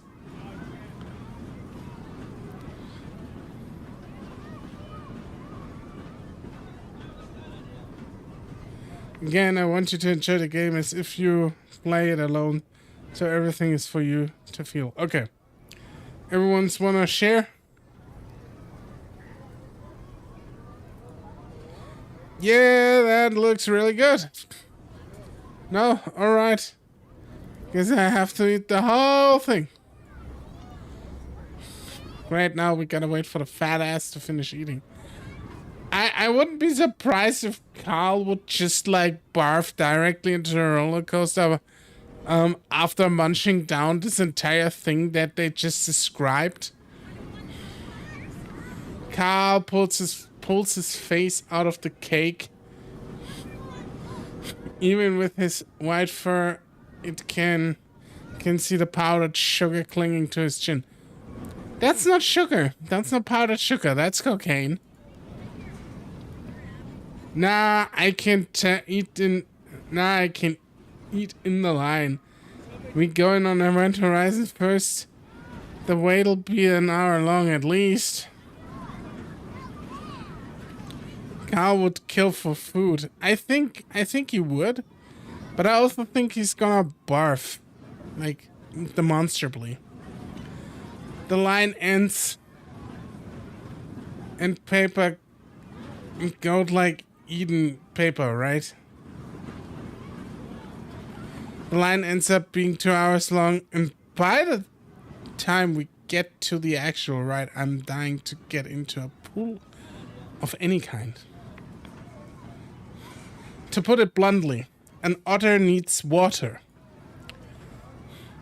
Part of the problem of living in Echo meant that we didn't have any kind of indoor pool system in our house, being as cheap as it was. As we ended up having to get an outdoor swimming pool, which was a pain. Heh, nervous, Chase? I smirk at him. I've written it before, Leo. Though your tail's kinda down. Sure you're not nervous? Eh? Come on, Leo. Let's ride the front. Or, I don't know. I watch as Jenna pulls Leo towards the line for the front, which is twice as long as all the others. I opt for the middle, and it just so happens that TJ comes with me. His tufted ears had been poking straight up the entire time, muscle giving an occasional twitch. I lean over to him. You know there's an exit over there for people who, change their mind. I'll bet you could slip out without anyone knowing. Looks like not all of us are even gonna be riding the same train. Okay, no more happy chatting. We will leave with silence to make you feel the uncomfortable feeling. Okay. TJ stares straight ahead, clutching onto the railing. I can see his sharp claws unsheathing, pressing into the metal and chipping away some of the red paint. No, I'm fine. You're not fine, TJ. Fucking don't lie to me. Are you sure? Yep, perfectly fine. Well, we're in the middle, which is the best place to be if you don't like roller coasters. Yeah. I really wanted to be able to get DJ to skip the ride, but it seems like he's pretty determined to do it for some reason. Finally, our train comes along, and I step in as two laughing and panting hyenas step out. Oh my god, that was the most intense. Holy shit, dude. I know. I never get scared of rides, and I almost fucking pissed myself. I do a quick check of the seat to make sure there isn't any actual piss before sitting down. I look up and see TJ standing on the edge of the platform, his eyes wide and his foot stuck to get out. TJ? A bored-looking teenager fox comes by to check my lap bar, and I stick out my paw. Hey, wait, TJ, you getting on? The fox goes from looking bored to mildly annoyed. If you're getting on, you need to get on now. We can't hold up the entire ride for you, sir. The exit's that way, where the other adventures await. People around us are starting to notice. Unfortunately, Flynn, who is lined up with Carl looking towards the back, is paying very close attention, grinning like he knew it was going to happen. Oh, TJ, too scared? Guess you're a pussy after all. Oh my, a pussy. Shut up, Flynn. Hey, TJ. When it gets real bad, just say to yourself, at least I'm not going to die. Actually, a few people have. TJ! I yell at him, and that seemed to jar TJ out of his trance.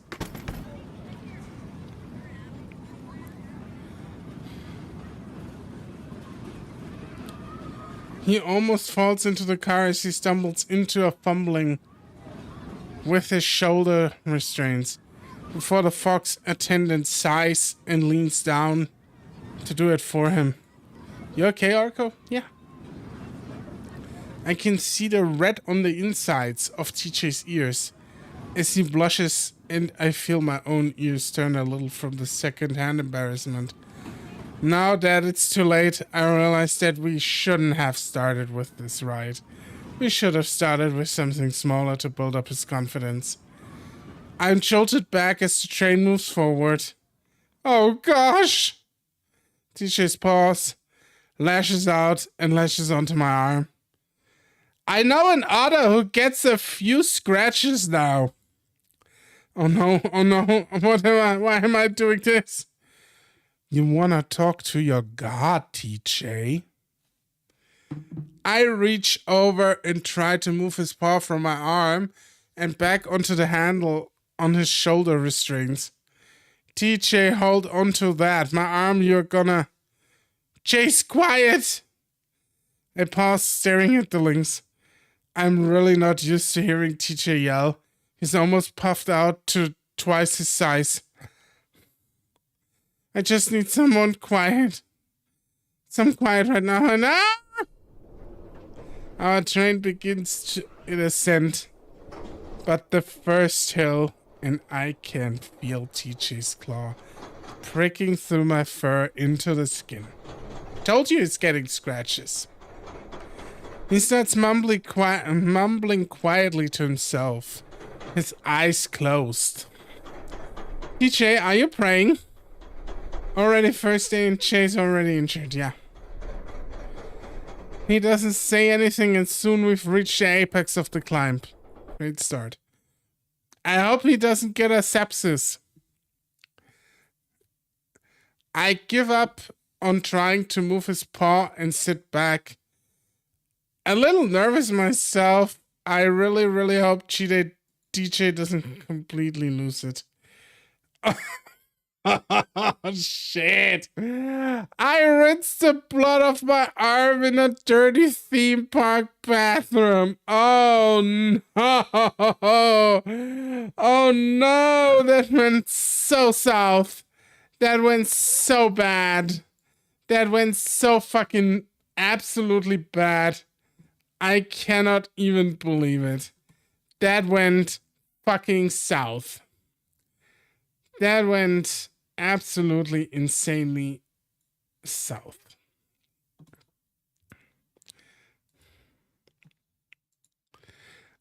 It wasn't as bad as I thought it could have been, though TJ did start crying when we hit the first inversion. Thankfully, he's wearing short sleeve shirt, so not stained his shirt, yeah. TJ shouldn't have done it in the first place. He had scratched the shit out of my forearm, grabbing it with both paws once we started the descent. Unfortunately, Flynn and Carl were still on the platform when we rolled back into the boarding station. Flynn looked ready to lay into TJ again, but when he saw the tears, he had the decency to hold back. Still okay, Orko? I heard your heavy breathing. I breathe heavy because it's stuffy in here. It's hot. My apartment is heating up, you know. I should have forced him out the exit. He always had anxiety problems, though. I think we all believed it was a childhood thing that he'd gotten over. I don't know if he still takes medication. Hey, TJ. Yeah? You should probably get back. Leo texted me that they are waiting by the ride. Yeah, I'll be out in a second. The cheerfulness in his voice is forced. I ignore the weird looks I'm getting from the other people in the bathroom and instead inspect my arm. The scratches are pretty superficial, so the bleeding has stopped. Not one would notice it under the thick fur, even if it's tender as hell. I hear the stall opening behind me, and through the mirror, I see TJ come out. He sees me looking over my arm and his face, and crumbles again. Chase, I'm sorry, is it bad? I really don't want him to start crying again. TJ cried a lot when he was a kid. Almost every day, and even at 19, it seems like he's still pretty susceptible. It's fine, it's fine. It doesn't even hurt. Ah, well, and that's good. We stand there awkwardly for a few seconds. Then I air out my shirt, which was starting to stick to my sweaty body. Listen, it's honestly getting way too hard for me to wait in line all day. I think I'd rather just sit down and watch some shows or something. Oh, yeah? Yeah, you wanna do that with me? By the way, when the next option appears, save the game. Yeah. TJ's ears come up a little and clutches his paws together, the fidgeting subsiding a bit. Yeah, Chase, I think that'll be fun. Can tell he's at least a little relieved. We both head back towards the ride, and I spot the four of them waiting by the exit. I furrow my brow as I spot Carl crouched on the ground, Jenna kneeling next to him and rubbing his back. Hey, everything alright? Jenna looks up, a sympathetic smile on her face. Carl's not feeling too good. You wanna sit on the bench or something?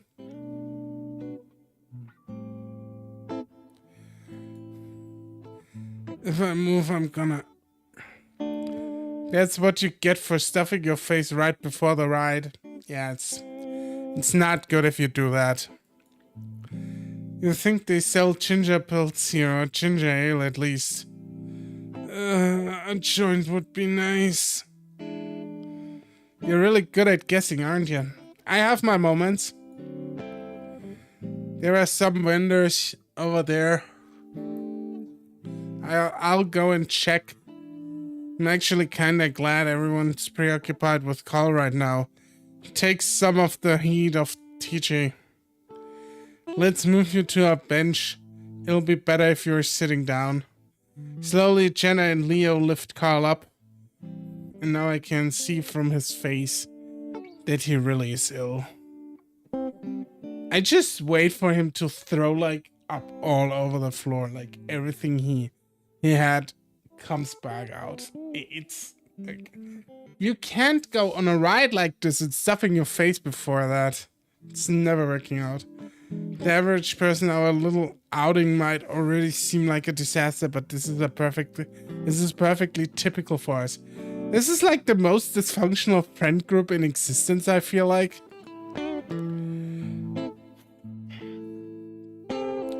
Nothing ever went according to plan. We sit Carl down at a bench and he bends over, his face in his hands as he moans softly. TJ comes back with a medium-sized cup in his paws. He sits next to Carl. No ginger ale, but they did have some lime soda. Carl takes it and sips it a bit before sitting back and belching. Oh, fuck it, I'm done, guys. What? What are you gonna do all day? Sit here? Actually, me and Chase were gonna go to see some shows. You can come with us. Ugh. Guys, we are doing this to hang out with each other, remember? I'll leave him. We are wasting time. Flynn turns and walks off. His hands shoved in his pockets, hunched like a stone gargoyle. Also, is it really a thing with Christian and swearing? Yeah, it's kind of a thing. It depends a little bit on the Christian, I would claim. But some of them are really Bible thumpers and don't like if you swear. He definitely looked the part, being a lizard. He's an absolute lizard. He is the lizard.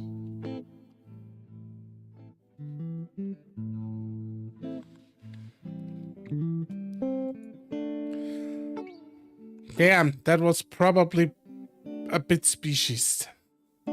My favorite lizard. My favorite lizard is still the mercenary from Lothran. Lothran was his name. Dragon Daddy Lothran from my last video. He's the best. I don't even care. We stand Dragon Daddy Lothran in this house. Well, we all have our phones. Text us, alright? Sure. Jenna turns and follows Flynn, but Leo hesitates a moment. He looks at me before eventually turning to follow Flynn and Jenna. 5 minutes later, Carl's stomach settles to the point where he's able to get up and walk. At this point, I'm completely wiped out and I just want to sit down. I point out the stage. We see and they agree. I sigh gratefully when I sit down. You look tired as shit. I crack an eye open to see Carl giving me a sidelong glance. I don't sleep very well in motel beds. I actually woke up around 2. You were gone. Now TJ is looking at me too and I feel like my gut clenches for a second. Yeah, I tried to get for a walk down the street. Hoped it would help me get tired. We have two kind, okay?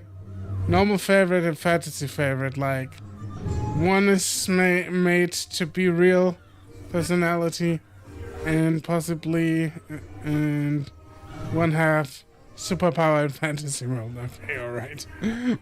we agree to that. I hoped it would get me tired. Well, if that happens again, I can just walk over to my house. I'm like up until 3 every night. Maybe you should get better sleeping habits. Wow, why?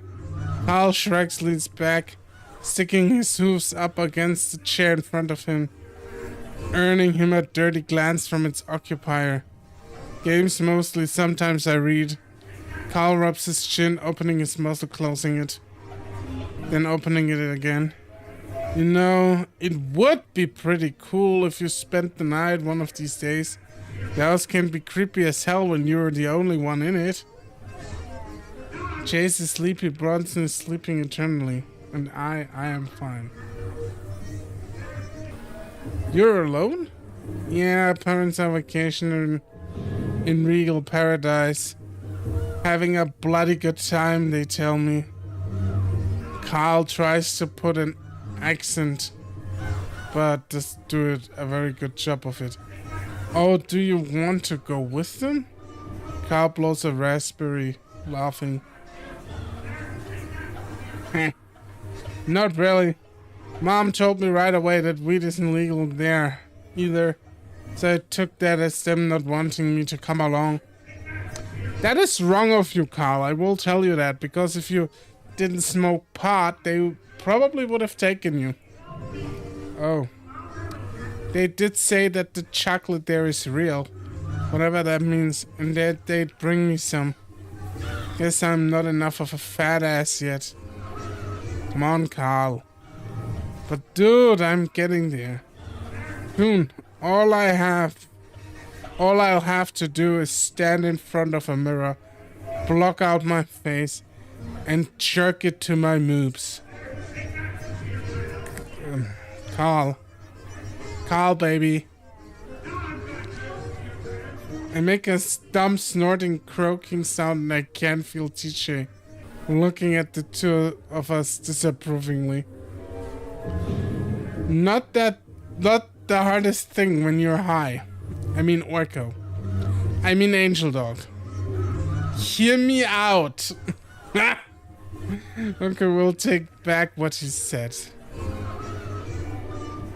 Don't worry, Carl. We'll take back what you just said when you know what happens in this house. I mean Orko. Orko will. Okay, I will take it back. I will take it back when I get to know it. Wait, so you've actually done it? Carl shrugs and smirks at me. I reach out and grab his chest. From what I can tell, there's a pretty firm set of pecs under there. Carl puts a mock horrified look on his face. Sexual assault, he touched my breast. Oh, whatever, Carl. They're harder than mine. So now we are teenage girls in the locker room comparing racks? Smoke the sorrow away, Carl. Hey, you're the one that brought up tits.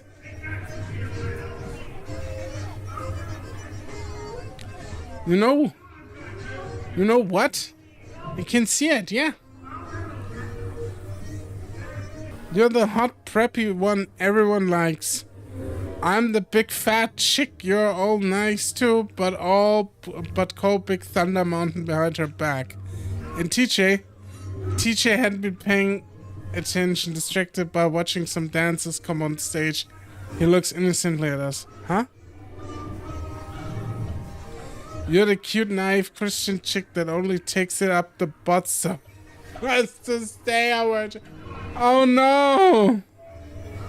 Carl, possibly bisexual, I think. I don't know, to be honest. He probably is. What?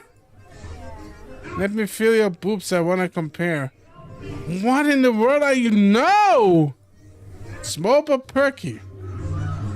After a few seconds of tussling and Carl getting smacked in the nose by TJ, somebody shushes us from behind and we are forced into silence. He's high as fuck. He's always high as fuck. The show starts off with a bunch of mice having a weird sort of hoedown. TJ's really into it and actually starts clapping along. I smile. TJ could definitely be kinda cute sometimes. Carl just rubs his nose and leans back, watching with a smirk as if the whole thing is a joke to him. I want to kiss Carl.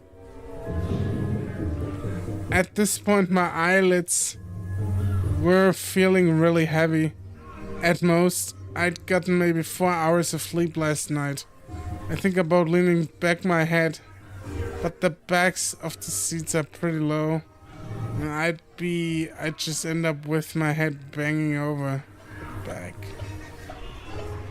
Leaning forward would just be impossible. I could lean on one of my friends. I don't think they'd mind. Oh. So pick one you like. I'm gonna lean on Carl. Carl is big and fluffy and perky. Carl is definitely the better choice. Also safe. Okay. I saved. Bigger and probably softer. Make a nice pillow. Carl, I'm gonna use you as my bed. Huh? Put my head on his shoulder and close my eyes, feeling the soft puffy sleeves, hoodie, and his bulky arm under my cheek. Weirdly enough, he was pretty damn sturdy. I had expected him to feel like a pillow. Damn, Chase, you that tired? Mm-hmm. Well, alright then. I feel him shift and suddenly he's putting an arm across the back of the bench, give me some support. The gesture makes me feel a little warm. I can feel TJ's eyes on us, but I ignore him, enjoying the position of intimacy. The sound of clapping and fiddles start to drift away as the lack of sleep takes its toll. He is completely gone. I feel rough around the edges of rock and dirt. The only thing I can hear is the shower of debris I'm knocking to the ground. The air is stale and I have a vague feeling that I'm suffocating. But I keep going. I'm gonna reach the end eventually. Just have to keep moving. I can tell that I'm going down, deeper and deeper. The space around me is growing, smaller and smaller, and soon I'm hunching so that my head doesn't scrape the ceiling. I can hear footsteps, not quite in synchrony with my own. They aren't my kind of footsteps that I've heard before, though. I stop and listen. There's definitely the sound of feet, but not like they are walking. It's like they're stamping down on the ground, making as much noise as possible. This is accompanied by the slapping sound, as if someone is smacking their paws on the ground as well. I imagine a canyon toddler, still insisting on walking on all fours while throwing a tantrum. It's heavier though, like an adult doing it. The image makes the nape of my neck prickle, but I'm not scared. It's not long after I've stopped that the noise stops as well. Just 10 feet behind me, I turn, watching the darkness. I knew you'd come back. They always do. My voice sounds clogged, muted, like the rocky walls are just sucking up the sound instead of bouncing them down the tunnel. The stamping starts up again, loudly coming towards me at full speed. Now, I can hear sobbing, sniffling, a strange guttural grunting. I feel it's just feet anyway. You're only moving in circles. It veers away, just as the words leave my mouth, going back the way I came. I stand there a while listening, until I can't hear it anymore.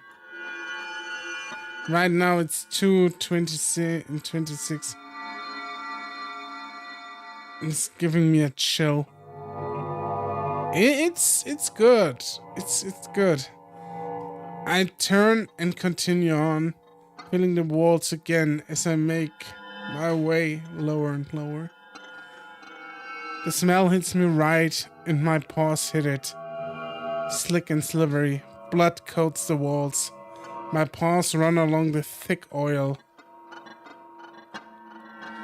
It's warm and fresh, and now I know I'm getting close. A voice abruptly echoes down the tunnel. It's not far away at all. I know you'd come back. They always do. I make my way closer and closer, and now here pricks my head. They always do. I hear muffled screams now, as if someone is yelling with their mouth closed. Now the fur is standing up all over my body, but feet won't stop. I keep going. I'm getting closer and closer. You're only moving in circles. I'm here. It's right here in front of me. And now I'm reaching out to it. Reaching out to touch it. I can't stop. I can't stop. I jumped my head. My head jerks up and my eyes snap open, looking around wildly. It's like I just came up from being underwater for too long. Shit! Whoa! TJ and Carl both jump shortly after I do. I look back and forth as they stare wide-eyed back at me.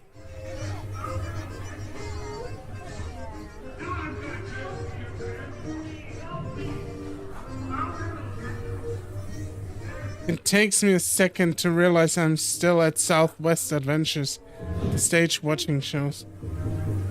Each day in game is like a page. Yeah, we'll see. But it should be time by then, so it's gonna be alright. Jesus fuck, dude, you're right. I actually wanted to get to the part where I can select the route. That was my goal for today. Carl. I lean forward and drop my face in my paws, trying to stop shaking.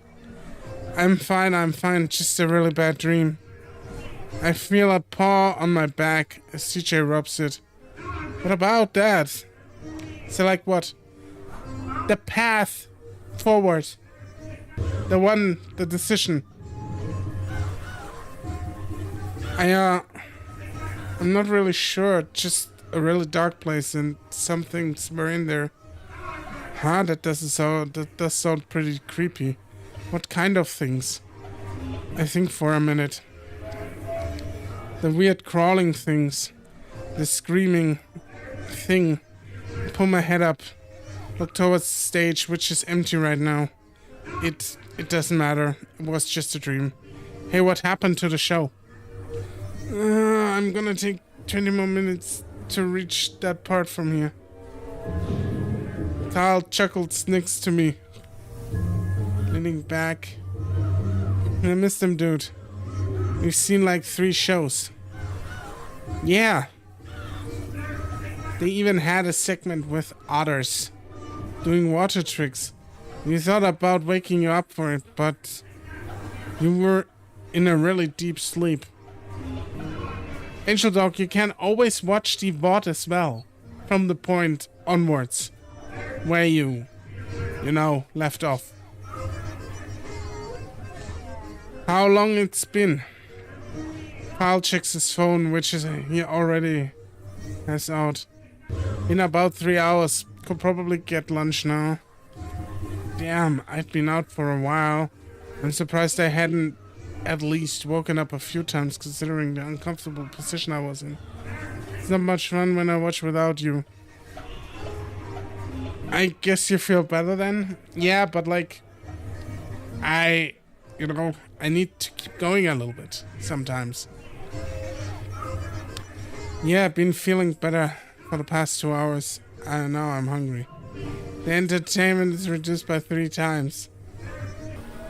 It's already 2 p.m. and I've composed myself for the most part. So I take out my phone to text Leo. And I will stay a bit more.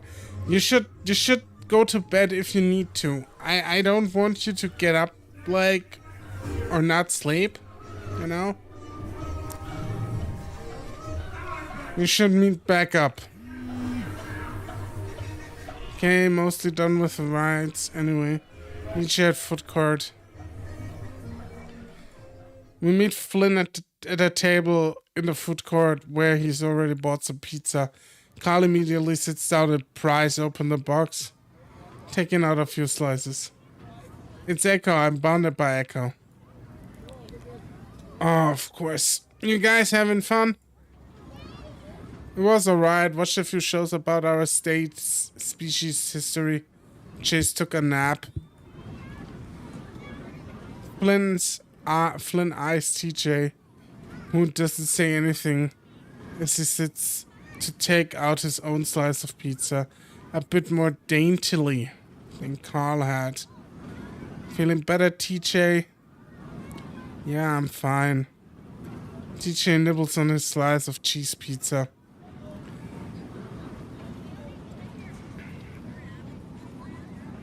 Yeah, well, the pizza Here is a hell lot of scarier than any of the rides, so you're braver than I am.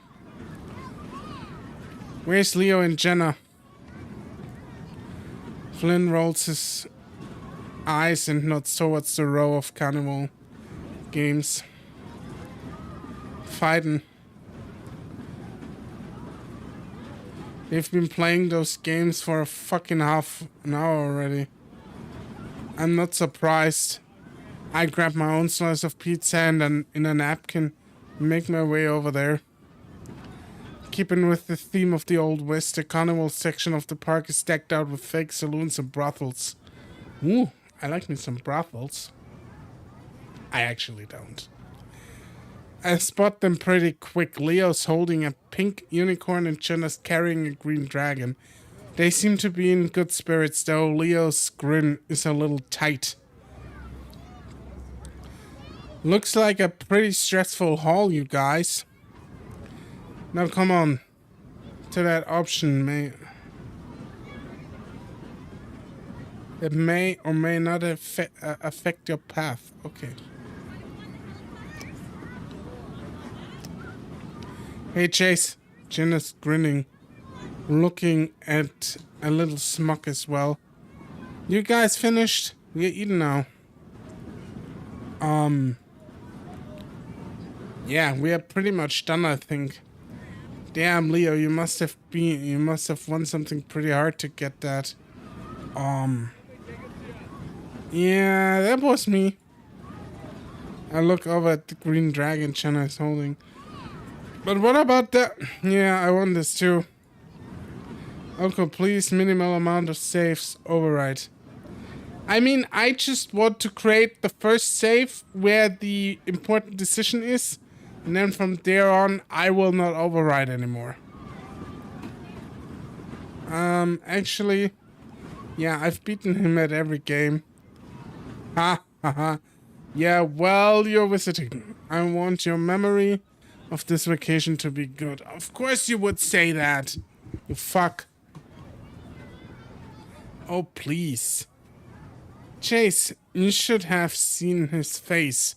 Sour grapes the whole time. Oh, really? I would usually stay out of this like this. Leo always got a little carried away when it came to competition, especially when I was around, but it was kind of funny seeing him act like this. Let's just go eat. Wait, there's a high striker. Why don't we show Chase who's stronger, huh? Leo contemplates for a second, but seems to be pretty confident about this one.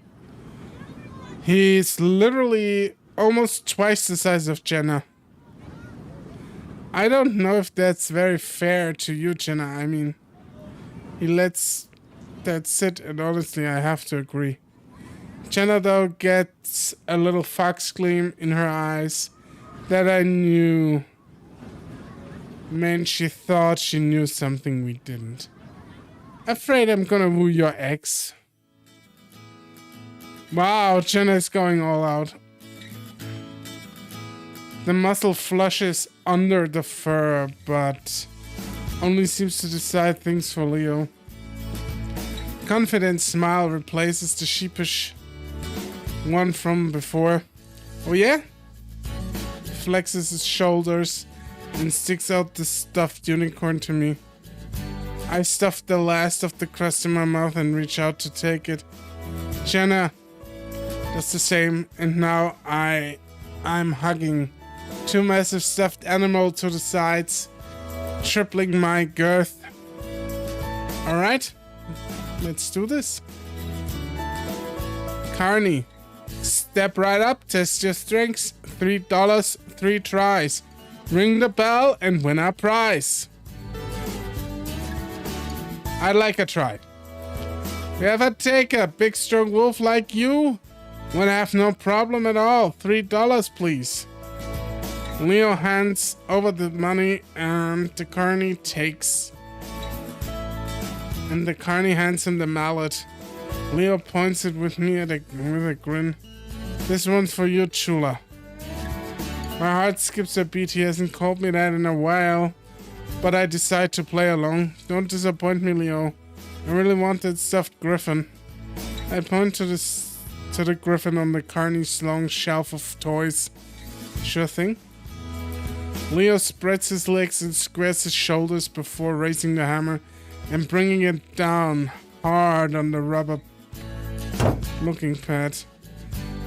It's a pretty hard hit, but the chaser only raises up to the 40 mark. Damn. Oh, almost, Sir Wolf. Try again. Leo's brow furrows, and now I'm not sure this was a good idea. He raises the mallet again and grunts as he brings it down even harder, causing the contraption to shake a little. This time the chaser shoots up to the 70 mark. Even better this time. Put your back into it. You can hear Leo growling a little as he raises the mallet a final time and brings it down with a snarl, all the muscles in his arms standing out. I'm pretty sure I feel the ground shake this time as the impact causes more than a few heads to turn. This time the chaser only goes to the 60 mark. Leo gapes at the game. So close, $3 more will get you 3 more tries. Would you like to try again? Nope, my turn. Jenna already has her money ready and hands it to the carny. Oh, a little battle between the sexes, eh? Oh my god. I feel like this is going to be going so south. Well, step right up, my fair fox maiden. How will you fare against the big bad wolf? Leo reluctantly hands the mallet to Jenna. Alright, beat 70. Jenna points the mallet at me, winking. Don't worry, Chase, I'll get that griffin for you. Wow. Jenna. Oh boy. Jenna. You are asking for trouble, lady. I just want to point it out. Leo snorts loudly, folding his arms and looking pretty annoyed. Good luck, I was hitting that thing. Before he can finish his sentence, Jenna raises the mallet into the air, puts it into a graceful swing. It's as if she were chopping wood, as she brings it down hard on the rubber pad. It lands precisely, cleanly, in a sharp contrast with Leo's sloppy hits. If you only knew what Jenna did. I don't know, I will find out at one point. Leo stares, the carny stares. Jenna simply raises her paws in the air. Yay! A few onlookers around us laugh and cheer. Oh my. The fair fox has won. Come over and pick your prize. He glances at Leo. Sorry, buddy. The feline shoots a sympathetic but also amused smile at Leo's way before turning to the onlookers. See that? A female fox half the size of this male wolf has rung the bell. Would one of you be next?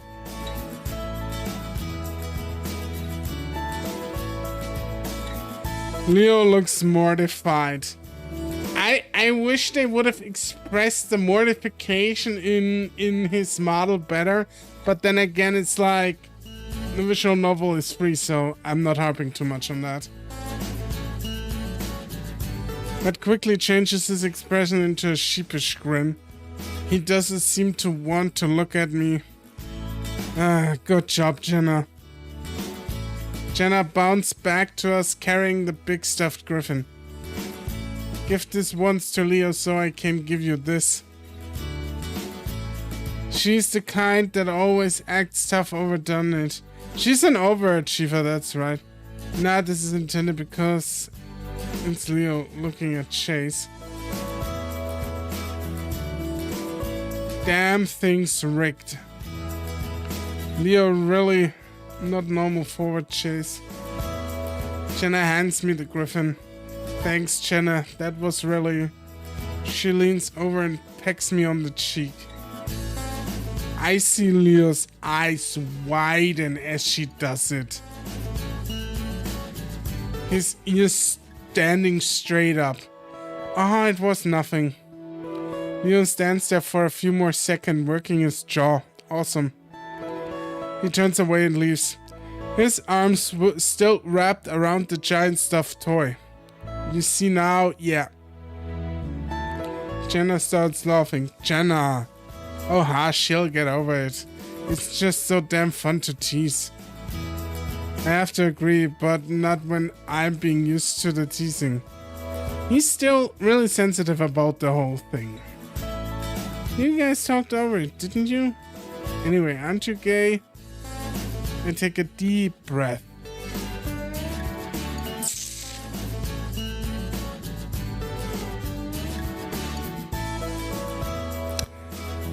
I'm gay, I'm bi.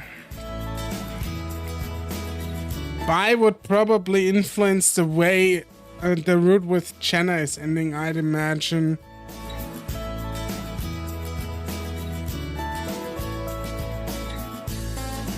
Yeah, I'm bi. I just take the real life pick.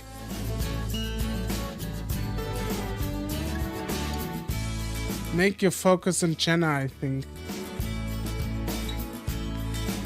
I thought that the thing was that you... Some other option no longer available. I don't know what the other option would have been.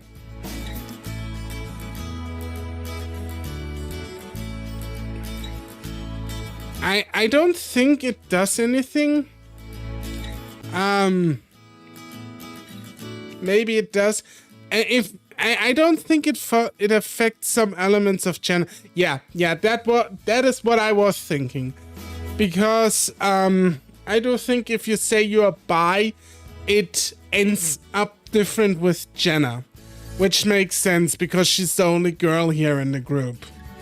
Everyone else is like a big chunk of manly meat.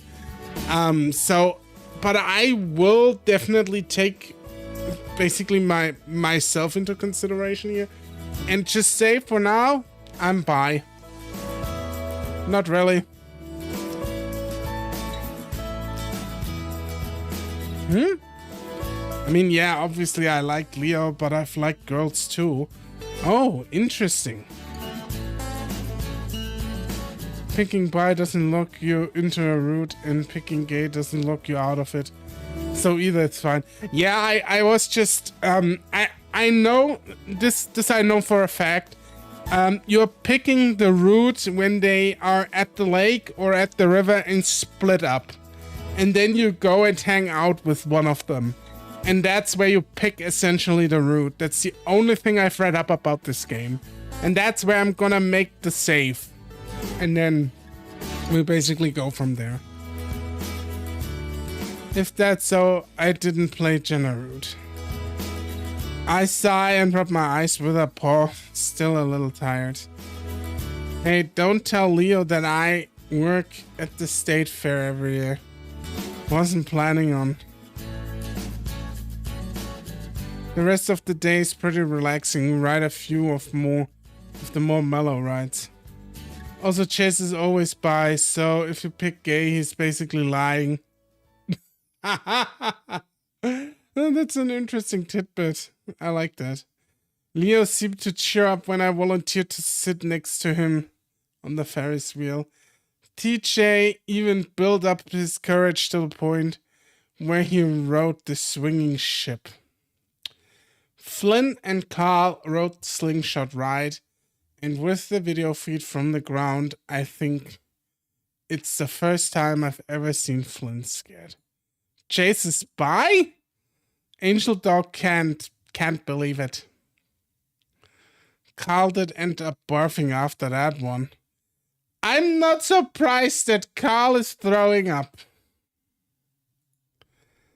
I'm still exhausted, so I sleep for the half hour it takes to get back to the motel.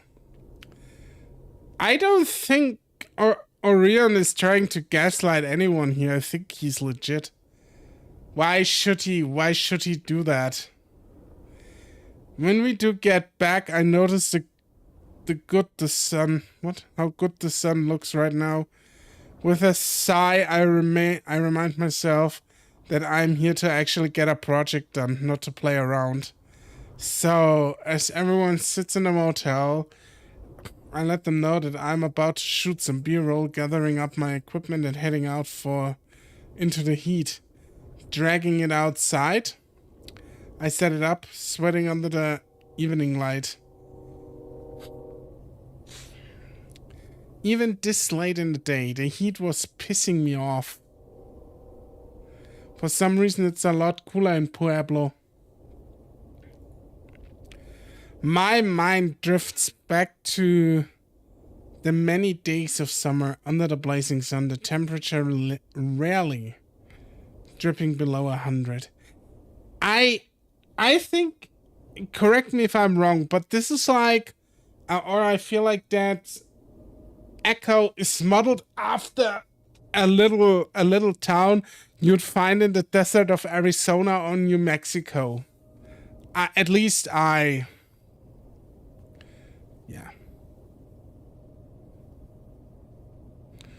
Okay, you can't believe every Echo fan. Some just make their own statements sometimes just to fit them.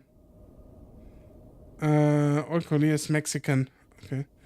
I mean, I don't, like, I do think, and this is probably where we clash a little bit, Angel Dog. I do think that all fan theories are valid. If Orion says Chase is basically bi, he has a reason for it. So that's just it. If you pick gay, his inner thoughts are along the lines of, I don't want to go into details of my sexuality. Okay. Just saying, I'm not completely disagreeing. I'm amazed poor T-Chain never had a heat stroke. Heat strokes are fucking wild, by the way. If you get a heat stroke, you best get to the hospital. I had a heat stroke once and it wasn't very good. When I put my eyes to the viewfinder, I'm a bit disappointed on how broken down the town looks, even with the amazing backdrop. What a dump. I'll say it's then that I hear footsteps and talking behind me. I pause my recording and turn around.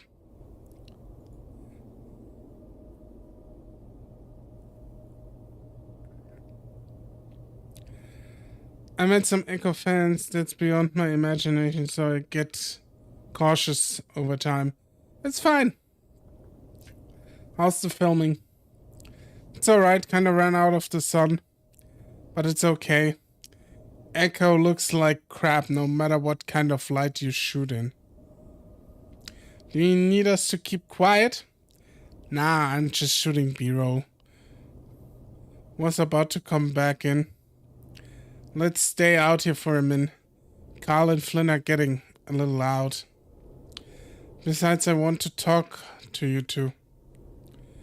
He wraps an arm around Jenna and reaches out the other one to pull me in so that we are both flanking him. I feel my shoulder press into the warm and bulky side of his chest. He'd always been taller than me. My eyes barely came up to his chin. But now it seems like he was almost twice as wide. He's a wolf, alright? He's gonna slay that asshole like there is no tomorrow.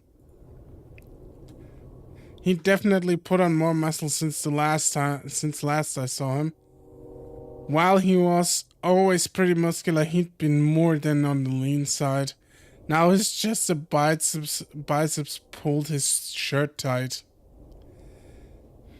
It felt nice though. Like something very sturdy wrapped in velvet. I suppose it was a mixture of adding on both muscle and fat. Man, He's talking my language right now.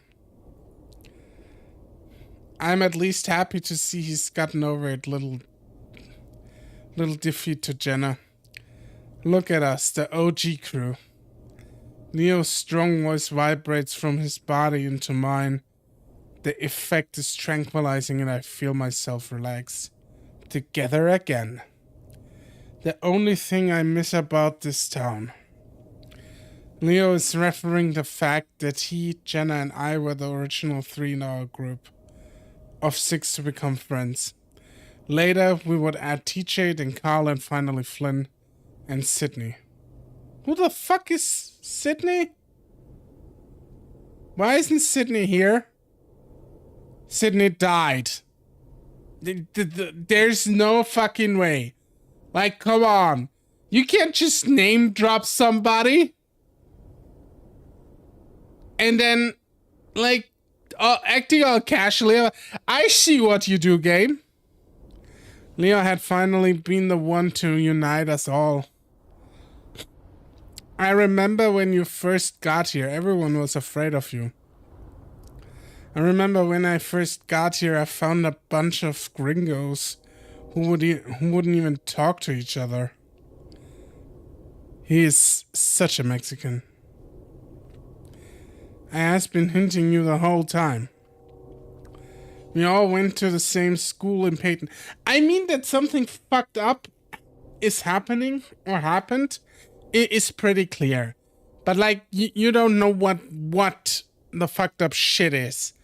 But in this case, it's Sydney probably dying. I wouldn't even be surprised if Sydney died in the lake or some shit. You know? And probably, I don't know, it was maybe one of the friend group who did it. I have no clue. I will find out though. We all went to the same schoolhouse. Because he said at the start that he doesn't want to go back to the lake. He hated there. He also talked about dead and rotten fish, which I found weird. I think maybe it's more the smell of a like water cadaver. But yeah, we'll see. We all went to the same school in Peyton and had our different friends there. When Leo moved in, he thought it was strange that the kids in Echo didn't hang out together. As I entered middle school and high school, I cycled through a ton of different friends. But the ones I made in Echo always stayed the same. Remember when we always have sleepovers at Chase's place? Orco really fit being a detective, aren't you? I don't know. Of course, I'd kick your ass at Claws of Fury all the time. I remember I used to think you guys were only friends with me for my video games. Many times I'd fallen asleep to the flickering of the old CRT televisions. Don't talk to me about the flickering of CRT televisions. I miss CRTs. I miss them. I miss how they turn on. I miss how they sound. I miss the video games on them. I miss everything about the 90s and the 80s. Oh my god. Why are you doing this to me, Echo? Why? Watching the outlines of Jenna and Leo twist side to side as they played. I would wake up hours later only to find them still playing. It was weird. Jenna and Leo get along really well. But there is a bit of a competitive streak between the two. Actually, it's one of the few things that gets Leo genuinely angry. I think he even broke one of my controllers once. That I'm born too late to know those. You know, like, it is exactly what they describe. Like, you'd have your friends over and you just, like, I don't know, flick on the TV and play till the middle of the night. We did that shit. Like, we were sitting in front of the TV, I remember, and we would just play. It was just so late. And, like, I had, like, my own CRT. It was kind of smallish, wasn't very big, but we rearranged my room. So basically we draped the CRT on like a sideboard, and then we sat in front of it, and we just started playing Super Nintendo.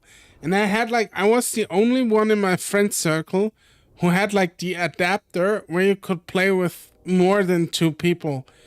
And we were 3 people, and we would play like Secret of Mana, like non-fucking stop. It was insane. We would just play Secret of Mana like for weeks on end. We finished the game so many times I can't even count it anymore.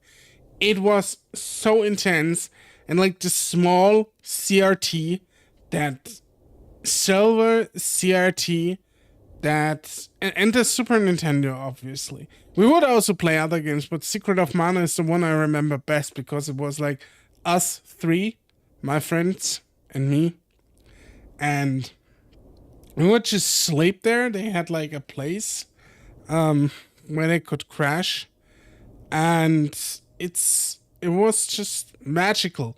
It was a magical time. Or we would go to the other people, would play there over the weekend. I was only allowed to play weekends. I wasn't allowed to play video games during school week because my mom was kind of like, you can't play during school weeks because you are going to play too late, and then you miss school, and you don't learn shit and stuff. Lady, I didn't pay attention in school, regardless. It was the video games. It was something else. Never have those, not even game console. No friend, nor allowed to invite any over. Holy shit, that's sad, man. I see, how unfortunate. I found some web results. No, Siri, no, get away. How long has it been since we first met? Well, when did you move in? I think it was 2000. So take it 2015 and subtract 2000. What does that leave you with, Leo? Leo looks sideways at me and smirks. There's a flash of a white canine as it appears from under his lip for a moment. You think yourself a real hotshot now that you're in college, huh? I smirk back, though. I know my canines aren't as impressive. Pretty much, yeah. Well, you'll always be those little brats to me. I feel like Leo's wagging. What? I feel Leo's wagging tail swat me in the butt. I am not really sure how I feel about it. I think you two should just fuck. Like you and Leo one last time, Chase and Leo getting at it, and fuck out like all the sexual tension that you two have, and then that's it. Asian don't have those allowance like you do. Game console, not even a thing.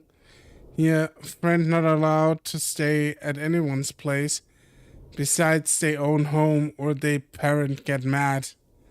Yeah, I mean it's really a cultural thing in the end also, obviously, but I mean it's not like I had friends too where you couldn't stay, where they said, yeah, you can't come over because my parents won't allow it.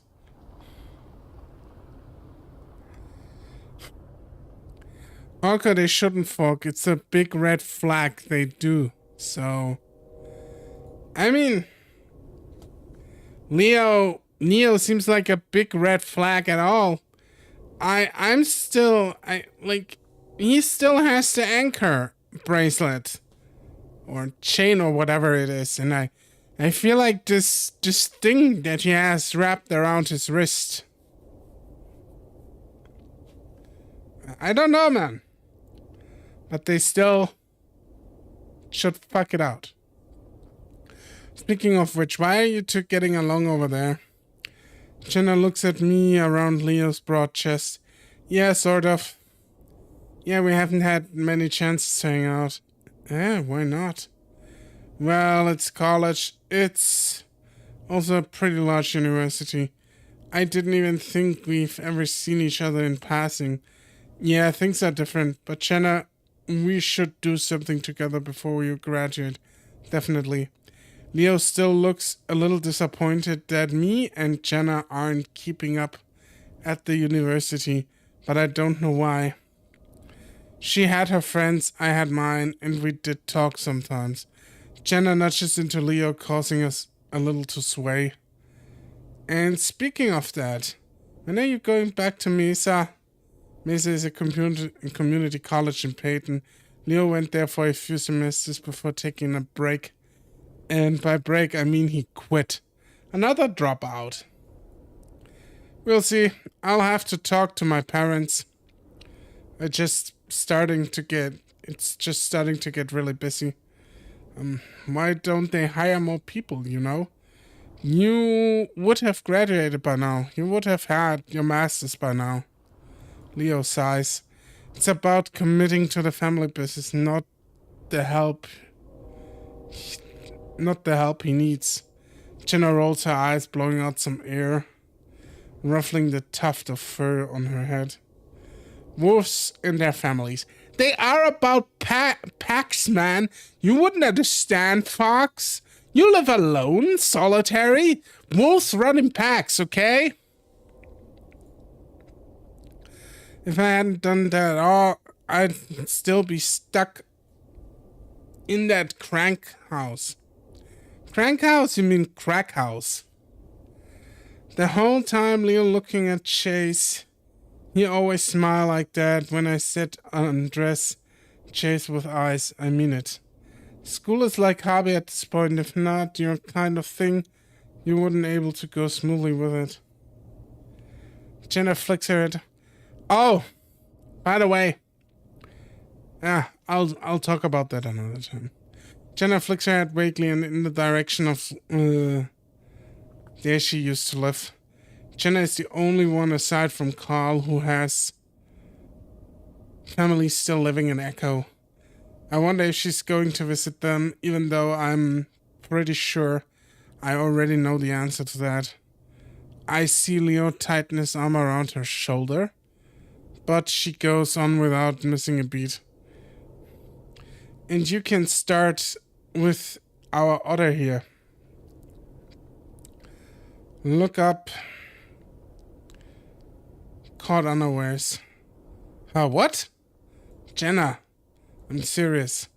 Jenna puts her paws up in Leo's face, cutting him off. I'm not going to spend this entire week with you asking me when or how you should do it. Let's rid off the band-aid now, Chase. Jenna! There's a warning tone in Leo's voice as he pins back his ears and drops his arm from our shoulders. What you want to talk about, Orcom? Nah, I'll talk about that some other time. About school and going through school later, but I'll do it at another point. I already know what's happening. It's been a long time coming. I take a step back and fold my arms, looking to the side. Chase, Leo has some things to say to you, and yes, it's about that. Now I'm going to head back in and make sure Carl didn't light up the bathroom. Jenna! His tone changes to exasperation as Jenna turns her heels and leaves. Judging by the curl in her tail, I can tell that she's pretty satisfied with what she's just done. I return my attention to the road.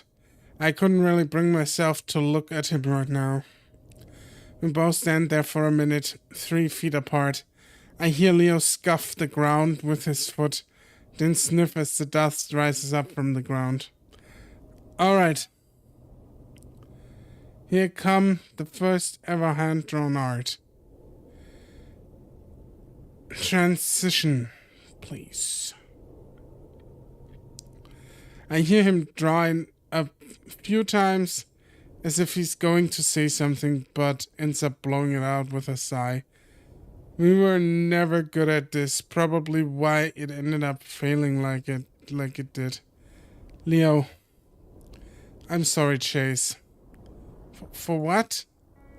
Not talking about this when I should have. Talking to Jenna about it when I should have been talking to you. He reaches out and sets his paw on my shoulder.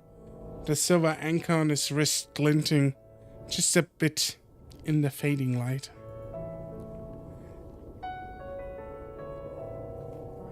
He's smiling at me, but I grit my teeth. Why are you still wearing that? His eyes flick from the bracelet back to the face. To my face, expression turning defensive. Why aren't you still wearing yours? Don't you remember what we said? I sigh, looking at the scattering of the clouds behind Leo's head. They are tinged a soft pink from the fading sun. The sun is almost the same color as Leo's fur. No, we were teenagers. That's not an answer. He cuts me off and I look back at him. I told you. They weren't love bracelets. They weren't just about our relationship, they were about everything. Our friends, family, memories. As the sun went down, the noise of train passing by the wind gently cut through the silence. Echo still being echo. Echo. I raised my voice above his, cutting him off this time. They were about Echo, Leo.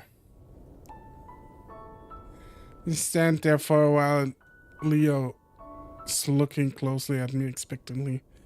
His ears tipped forward. His eyes pierced me like amber shards. It was always hard to look him in the eyes during our arguments.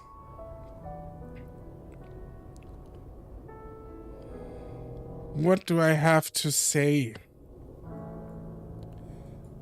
Alright, fine. I fucking hate this place, everything about it. It's the most miserable goddamn place I've ever been. How many places have you ever been? Enough to know that it's miserable. Most everyone here is old, obese, on welfare. Half of them are probably on meth.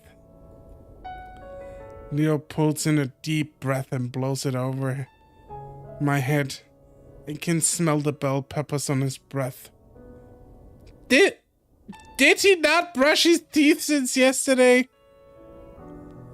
No, Chase hates people on welfare. That will come back later. If you say note. He also hates obese people, apparently. No one likes it here, Chase. I mean, it was an anchor. I'm half laughing. Just look at it, and it made me feel like I was still tied to this town. I didn't need it reminding me of all the awful stuff. I know it was supposed to symbolize our being each other's rocks or whatever, but it stands for a lot more than that. Remember that line, it will come back and bite him like a bear. Good. But a lot of good things happened here too. No one should forget where they come from. Sometimes I wish I could. At this point, Leo's deflated a bit, going into a slouch, his ears lowered. Wait, you said was. You didn't get rid. No, I still have it. It's just in a drawer in my dorm room. Honestly, if it was anything else, like one of those infinity bracelets we saw, I wouldn't have trouble wearing it. 5 minutes of me relatable with Chase. Well, fuck. Why didn't you say anything we were when we were buying them. I don't know. It was gonna be a problem. Leo takes in a deep breath again before blowing it out, puffing out his cheeks this time. Puchia. Puchik. I can't do Spanish. Puchica out there. He puts a paw to his eyes and holds it there for a few seconds. It's a pose I'm pretty familiar with. Even though I haven't seen it in a few years, I'm hit with a wave of memories. Mostly of me frustrating or embarrassing Leo somehow. We'd decide on the anchors mostly because they look pretty. Leo had referenced some wolf metaphor about roots and how we are always drawn back to them.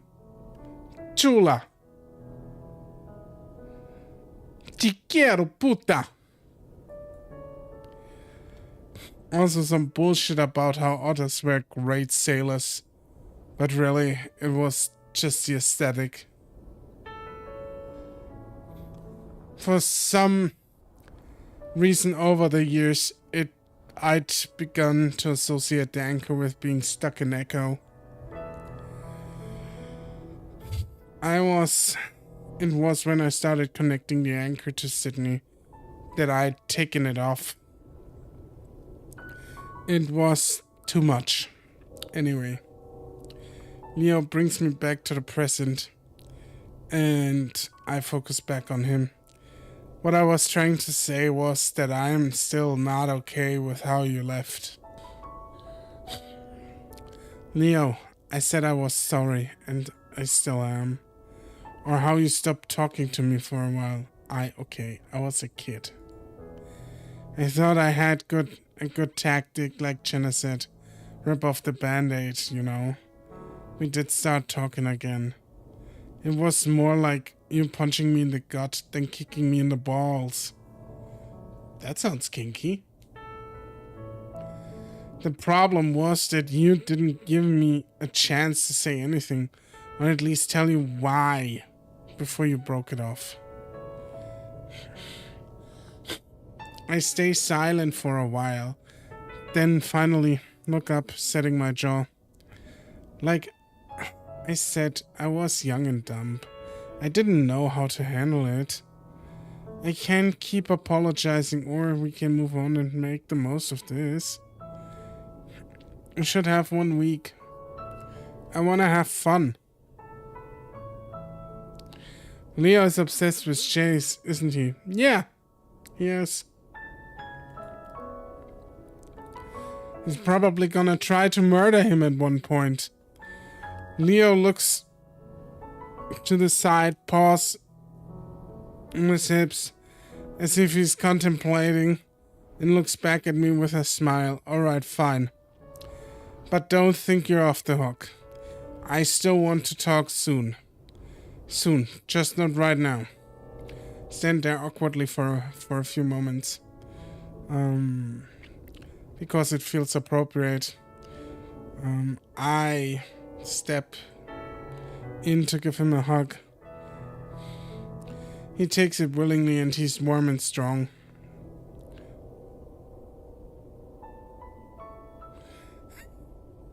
I mean, I don't know, man. It's just like, it's so far. What am I supposed to say?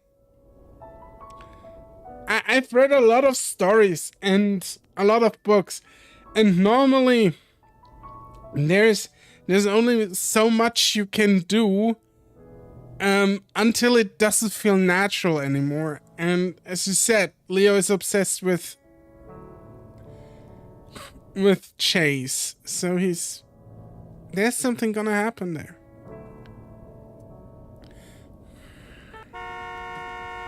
Just then someone lays on the horn as they drive past us, pulling me out of my reverie. Fire! I'm not gonna end this. I lean back so I can watch the car speed down the empty road. Leo keeps holding me though, and he just chuckles. Echo hasn't changed much, has it? Technically it's incorrect, so I guess I can give you a pass on this one. We'll see. Like I said, sometimes I'm right, sometimes I'm wrong. If Leo tries to murder Chase, I don't know. Maybe he does, maybe he doesn't. We'll find out. No, it hasn't. As we're saying our goodbyes, I remind Leo about the shots I need for off the lake. He says he'll take the other two about it after they leave. I may be gaslighting you right now. You just don't know. We'll see. I'm completely relaxed. TJ takes his usual hour getting ready for bed while Jenna does some schoolwork. By the time I'm finished brushing my teeth, I'm grateful to see them both in bed. I get under the cover next to TJ and lay there for about an hour, start staring at the ceiling. Slowly, I slide out from under the covers, carefully not to wake TJ. Quietly, I slip my jeans on and grab my jacket before heading out the door. He's not spoiling the game with guesses.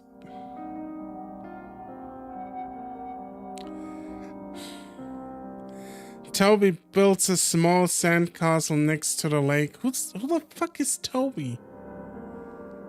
What the fuck? Who is Toby? Toby comes out of nowhere. I'm already intrigued where this character is. The process of digging mold around it. Jenna drops a few twigs next to it before running off to find more decoration. Oh, they are playing. They are playing at the. They're playing at the lake. They are playing at the lake. Flynn is talking to Sydney, pointing at Toby's sandcastle. Sydney looks hesitant but excited.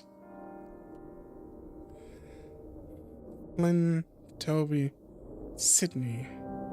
Sydney is here. He seems to make up his mind, suddenly running forward and kicking the top of the tallest castle. It breaks so easily with most of it flying into Toby's. Oh my god. Oh, that's shit.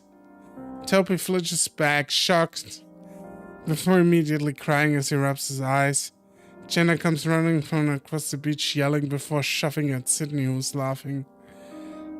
She turns to Toby, trying to help him clean his face. But the lynx, yeah, this is probably... Pushes her away before running towards the trail back to Echo. Sydney, huh?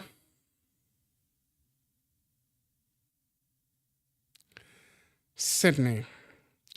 I want to know what Sydney does. Or did. Why Sydney isn't here anymore. There's actually a real town called Echo in Utah. Utah would make sense too. Actually. Echo in the game is based partially on a combination with some abandoned town in Arizona and Nevada. So I placed it, yeah. I think I somewhat placed it geographically correct. I would have probably said, yeah, it's Arizona or New Mexico, maybe. Utah makes sense too, and Nevada because it's all like desert country.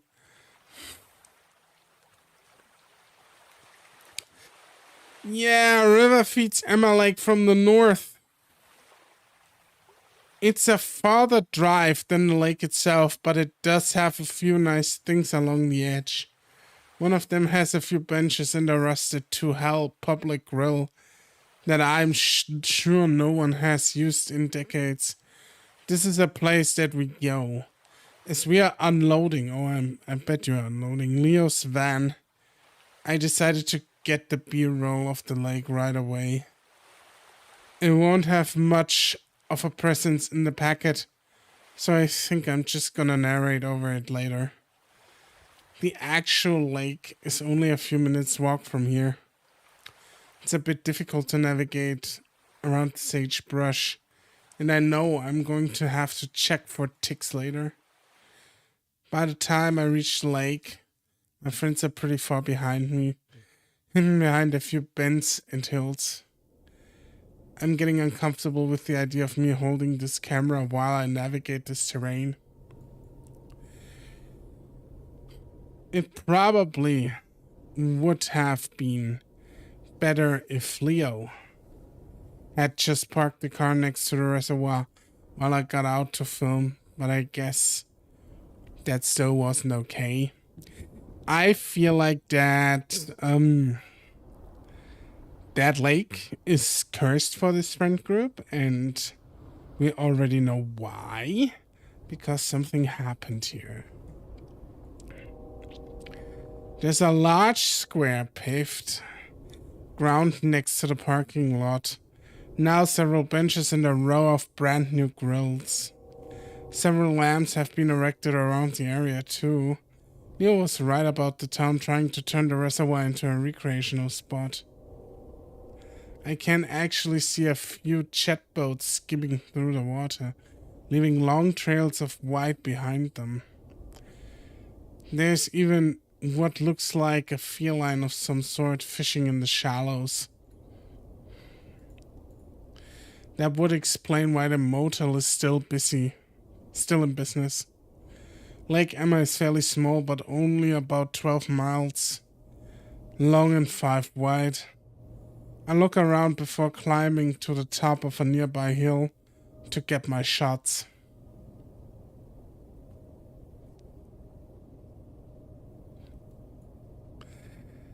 Even with a few people there, it's still pretty quiet aside from the train horns. And it's kind of eerie. I know it's probably hard for you, but you could try and see this as an exercise to chill. Angel dog. I wrap up and start to quickly make my way back. It's hard to explain why I'm getting freaked out in broad daylight with people around. Because shit happened here.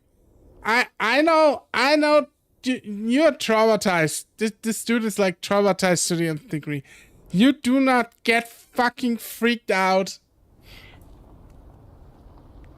in broad daylight when there's people around if there's not something deeper ingrained in you.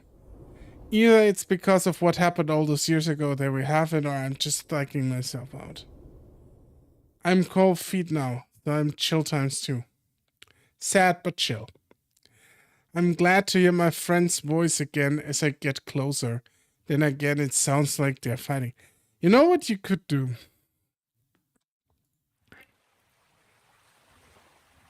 Instead of telling me everything, just ask questions in between, like, what do you think about this? What do you think happens next? It could also help. Been acting like a dick all day, Neo already. Be glad I came here at all. Apparently, it would have been better if you hadn't. Maybe I should just fucking leave then. It sounds a lot more serious than usual. Wobbles, so I quicken my pace. They seem to quiet down a bit once they see me coming. TJ's off to the side, looking out over the river, occasionally throwing a rock into it. Carl sits in a lawn chair, one of 6 that have been set out in a semicircle. He has his chin on his fist as he lazily stares at me. He's just fucking baked again, isn't he? He's always baked. Carl is like a baker. He's like an oven. He's always baking. Jenna and Leo both stand next to each other, looking at Flynn, who's got his back turned, rummaging through the cooler. Hey, what's wrong? Leo sighs. Nothing. You get your film? Yeah, I got it. The silence is still awkward, and I have no idea what the hell to do with myself. Finally realized that I'm still holding the camera and decide to put that away. Hey, I'm going for a quick swim. Haven't been in the water in a while. When we first got here, I was completely disappointed to find that the motel didn't had its own swimming pool. Being an otter, I usually like to swim at least once a day, if not more. It's been 3 days and I'm feeling antsy as hell for it. Flynn finally turns around, a beer in his hand, as he cracks it open. They are not even 21! Like TJ's 19! Why are you drinking beer, Flynn? Are you 21, Flynn? I hope you are, or I'm calling the police. It was true that he'd been acting a bit strange today. He'd held the entire trip up by a few hours, and when he'd finally shown up, his eyes were bleary, and he seemed sluggish, like he'd been up all night. When we'd ask if he was alright, he brushed us off. Wait, you has to be 21 to drink. It depends on the country. In the US, it's 21, though. And I presume this is set in the US, so that's why I'm making that joke. Yeah, thanks for the help setting up Chase. You're about as useful as this fat ass here. I legit don't know. I mean, I told you, so you know now. You can, here where I live, you can drink beer and wine with 16. He swings the power holding the beer at Carl. Flynn. So enjoy the swim while I set everything out. Yeah, I will, mate. I will. Make my soda a diet while you're at it. I've had it with Flynn. He's souring the trip with his need to be an asshole. Go fuck yourself. I ignore him as I strip off my shirt and head to the riverbank. I pat TJ on the shoulders. I pass him before slipping into the water. We are currently in the middle of a drought that has lasted the past 3 years, so the water is low, only about 10 feet at its deepest. It's enough though, and God, it feels so good. It's spring, so the water is pretty cold. I swim back and forth a few times before finally diving in. Oh, folk, you chase.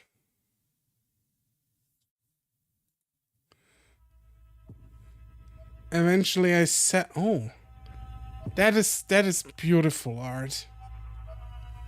That is absolutely beautifully drawn. Eventually I settle on drifting to the bottom, laying and gripping on the rocky floor as I stare up the shimmering light above me. I feel the gentle current run over my body. It's nice to be away from all the tension above me. I feel isolated, alone, and for now, that feels good. You see why I'm really obsessed with Echo now? I mean, I kind of understand it, but you are another level of obsessed angel dog.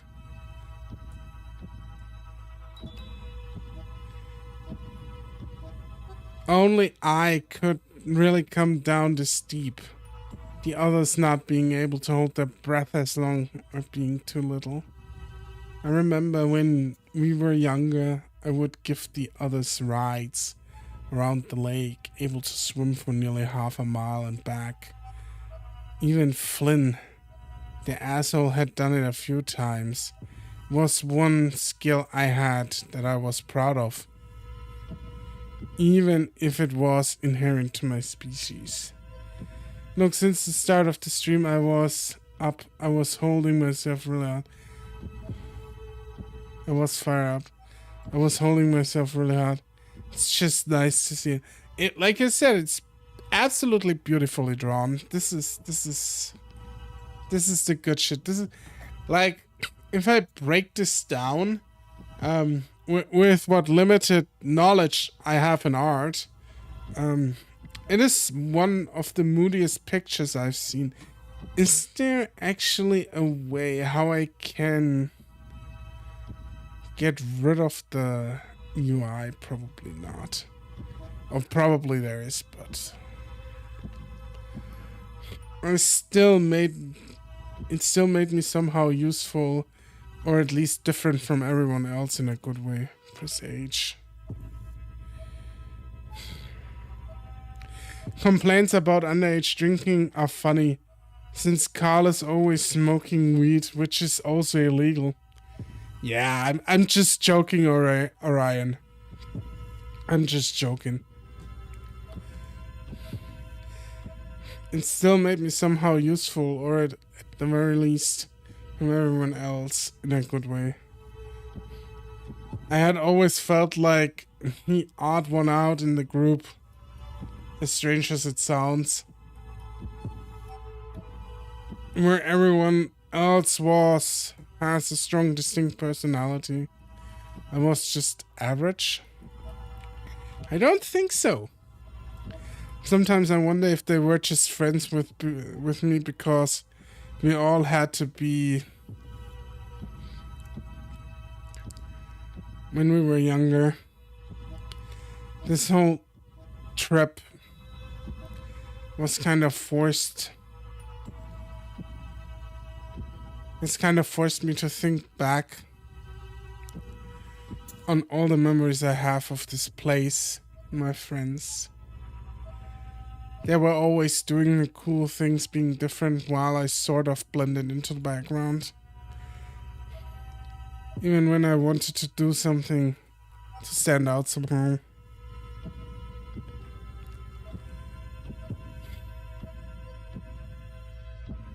That's what I'm trying to do here, I guess. It's been about 7 minutes and I only know that because that's about as long as I can hold my breath. I decided I should go back up and help out, so I slowly let myself float back up towards the surface, trying to stay in the same spot. When I surface, it's pretty quiet. For a second, I wonder if everyone's just gone. Of course, that's ridiculous, and as I come over the embankment, everyone's there. Predictably, Flynn didn't get my food out, so I go to the cooler and grab a sandwich and a soda before sitting in an empty chair next to Leo. Apparently, it was a good idea to bring lawn chairs, considering the tables looked like they were covered in years' worth of bird shit. Ew.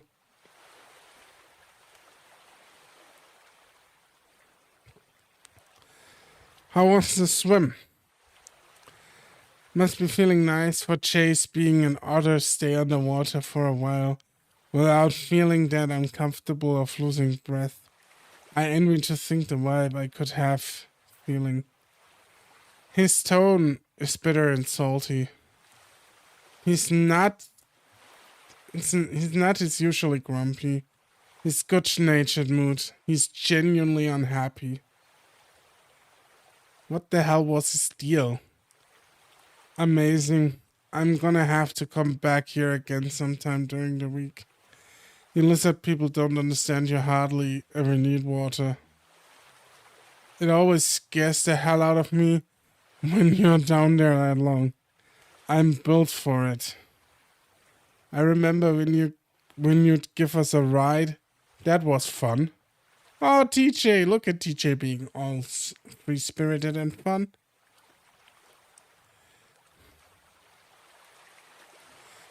Remember when you'd always scream like a girl when Chase would go too far out? Oh, wow, I remember that now. Hey, I've never really liked water. Because he's a cat, of course he didn't like water. Anyway, Chase would do it on purpose. He knew I didn't like it out at a certain spot. Cat symptom, yeah. Carl looks at me. You know what was really cool? was when you take us down for a dive. Yeah, Chase was like your own little submarine. I'm starting to get that otters are swimming clowns vibe again. Still, I kind of enjoy the attention. We'd get you to take us to the bottom so we could look for treasure. Neil makes air quotes around the last words. Or I bet you were looking for treasure, Leo.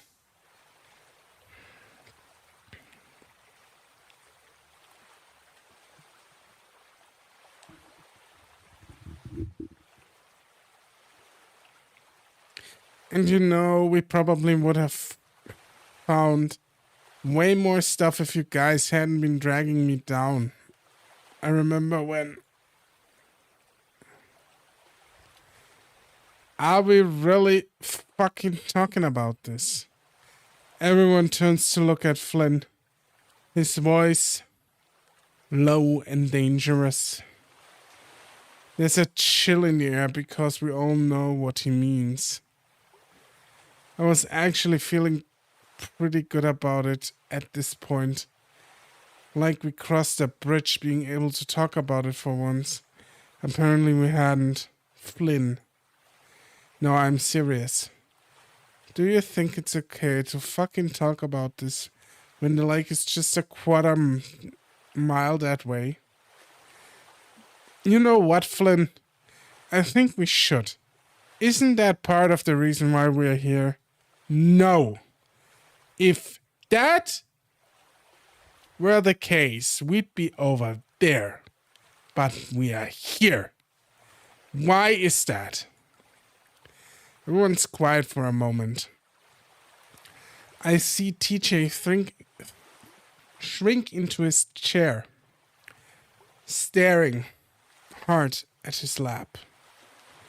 Flynn, we came here because Chase needed footage. A change comes over Flynn. His face darkens and everyone senses it. Yes, I have the in-game music on. Oh, yes, you do. Flynn turns to me and it takes some effort not to flinch back. Yeah, and why is that, Chase? You gonna put that in your fucking documentary? Flynn boss theme comes in. No, Emma, like, it's an important part of Echo's history. Just what? Flynn raises his brow ridge at me. And finally, I just lower my eyes. This was a stupid fucking idea. You know what, Flynn? If you'd be a little more open, tell us what's on your mind. We'd be able to avoid a lot of this kind of stuff. Oh, you wanna know what's on my mind?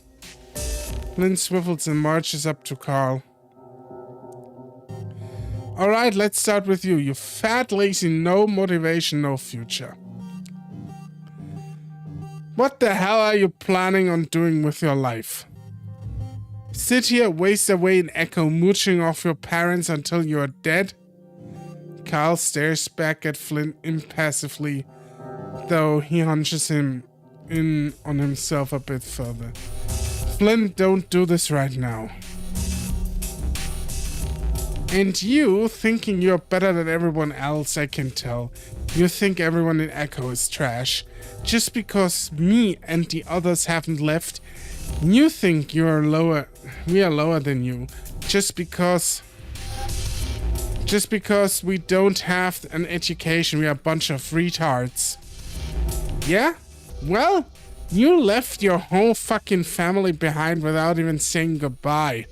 You know what's even going on with them right now. What they are dealing with. Yeah, real fucking hero you are. You think I... Stop it, Flynn. Ah, our unquestionable leader. We shouldn't have been friends without you. We wouldn't have friends without you, would we? That's why you brought us here, right? So we could all bond. Oh, wait. Was it just because you wanted to get into Chase's pants?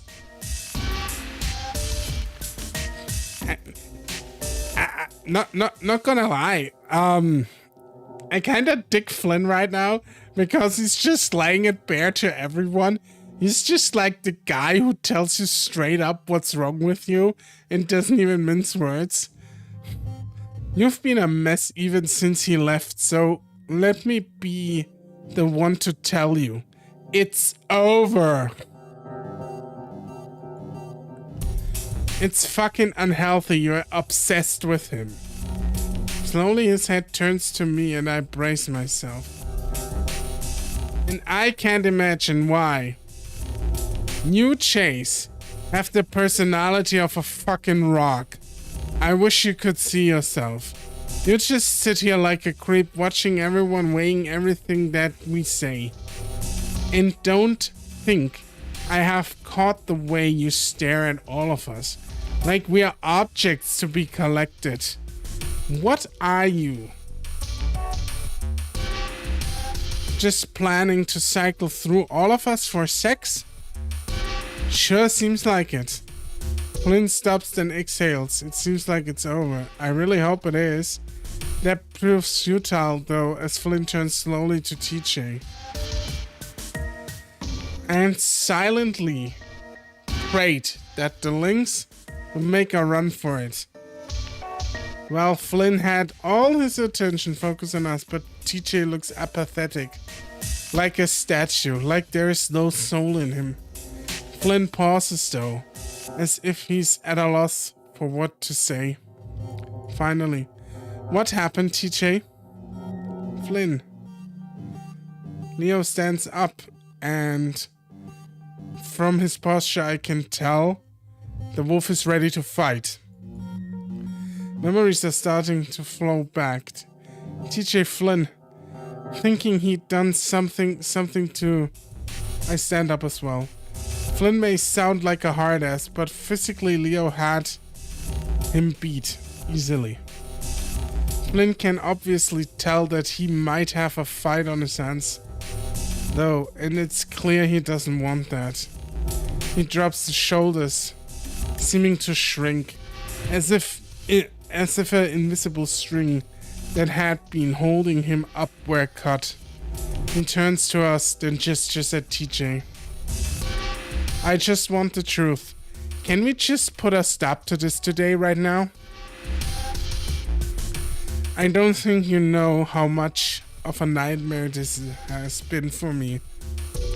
Not really knowing. TJ. TJ stares up at Flynn, muscles set grimly. What happened to Sydney? It's dead quiet. TJ stares at his lap, not moving. Oh my god.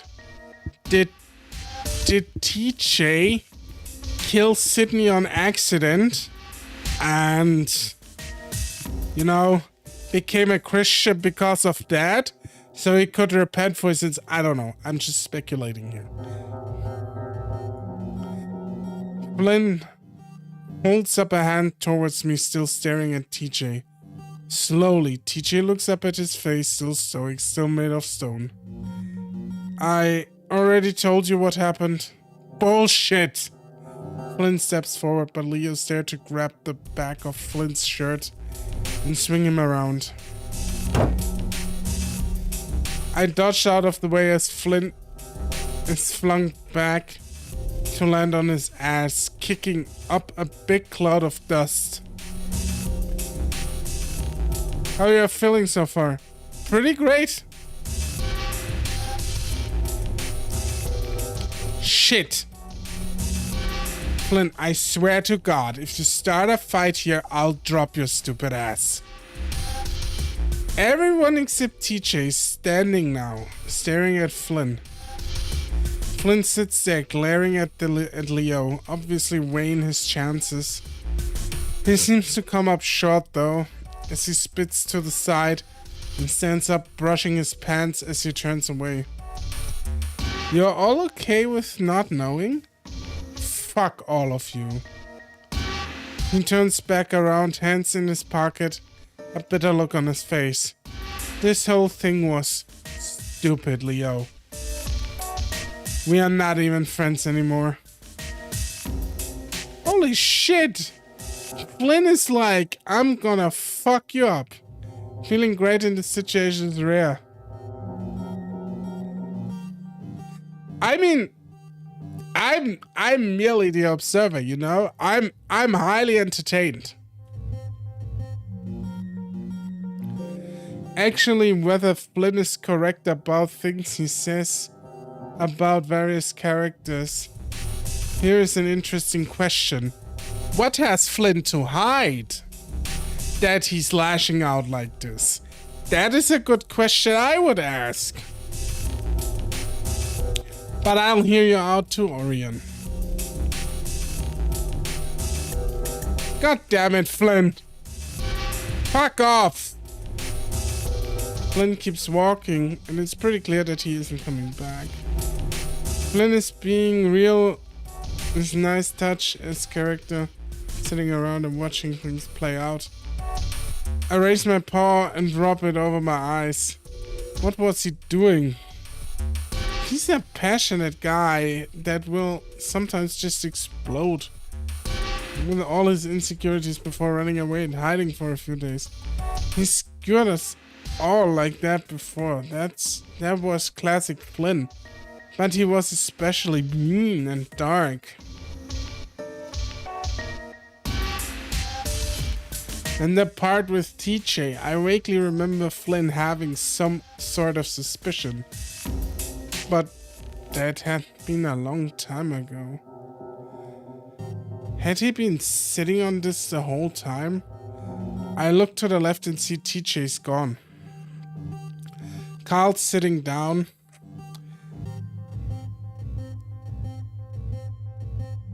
But now it looks like he's pulling out a joint. Leo's walking off down another trail, cursing while Jenna follows him. I stand here next to my chair, undecided. Okay.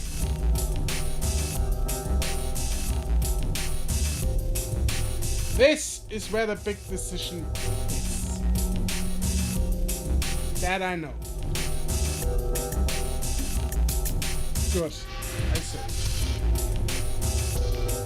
And this is also where we stop for today. This is how far I wanted to come. I've came this far. I will continue this next Saturday. So if you're interested,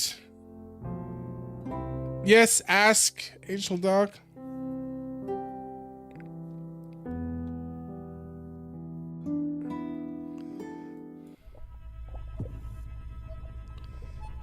Oh, it's the gallery.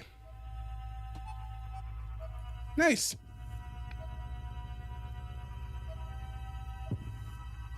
Okay. Let me go back to my...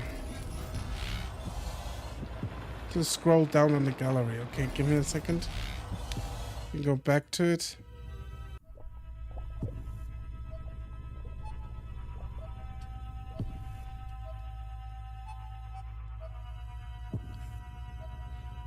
Okay, so this is okay, I understand.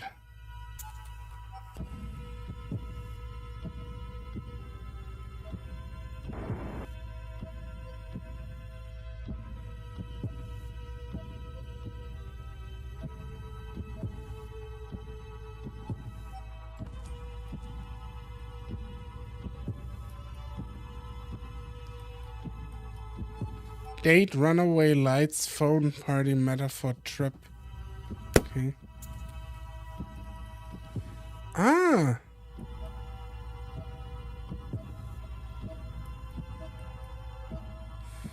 Right, side stories are there at the bottom.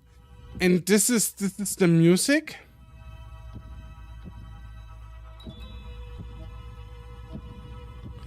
At least it seems like this is the music. This is the normal gallery. This is like the secret gallery, I guess. I'm kinda interested, like what starts here. Good luck finishing the game, Orca. I wish you follow in this echo adventure. I mean, we'll play through all of it eventually. If it gets a little bit too much, I might take a break, but I feel pretty confident it won't. It seems to be really good so far, so... Okay. Good, let me go to this thing here. Alright. Like I said, I'll be back next week. We are going to get into this on Saturday. So if you're just here for the echo content, skip the other streams. Just come straight into here. On Saturday. That's where I'm gonna play echo. If something changes, watch my Twitter. I'll post their stuff. Because it could be that I use one of the Saturdays to play with friends live on stream. If that happens, I will move Echo to Friday, just so you know. And I announced that mostly when I do that on Twitter. Alright, everyone. Thank you all for being here. Thank you all for being amazing. And I've been TheOrcosaurus, this has been Echo. And you, Angel Dog, need to go to bed earlier. You know this game inside out.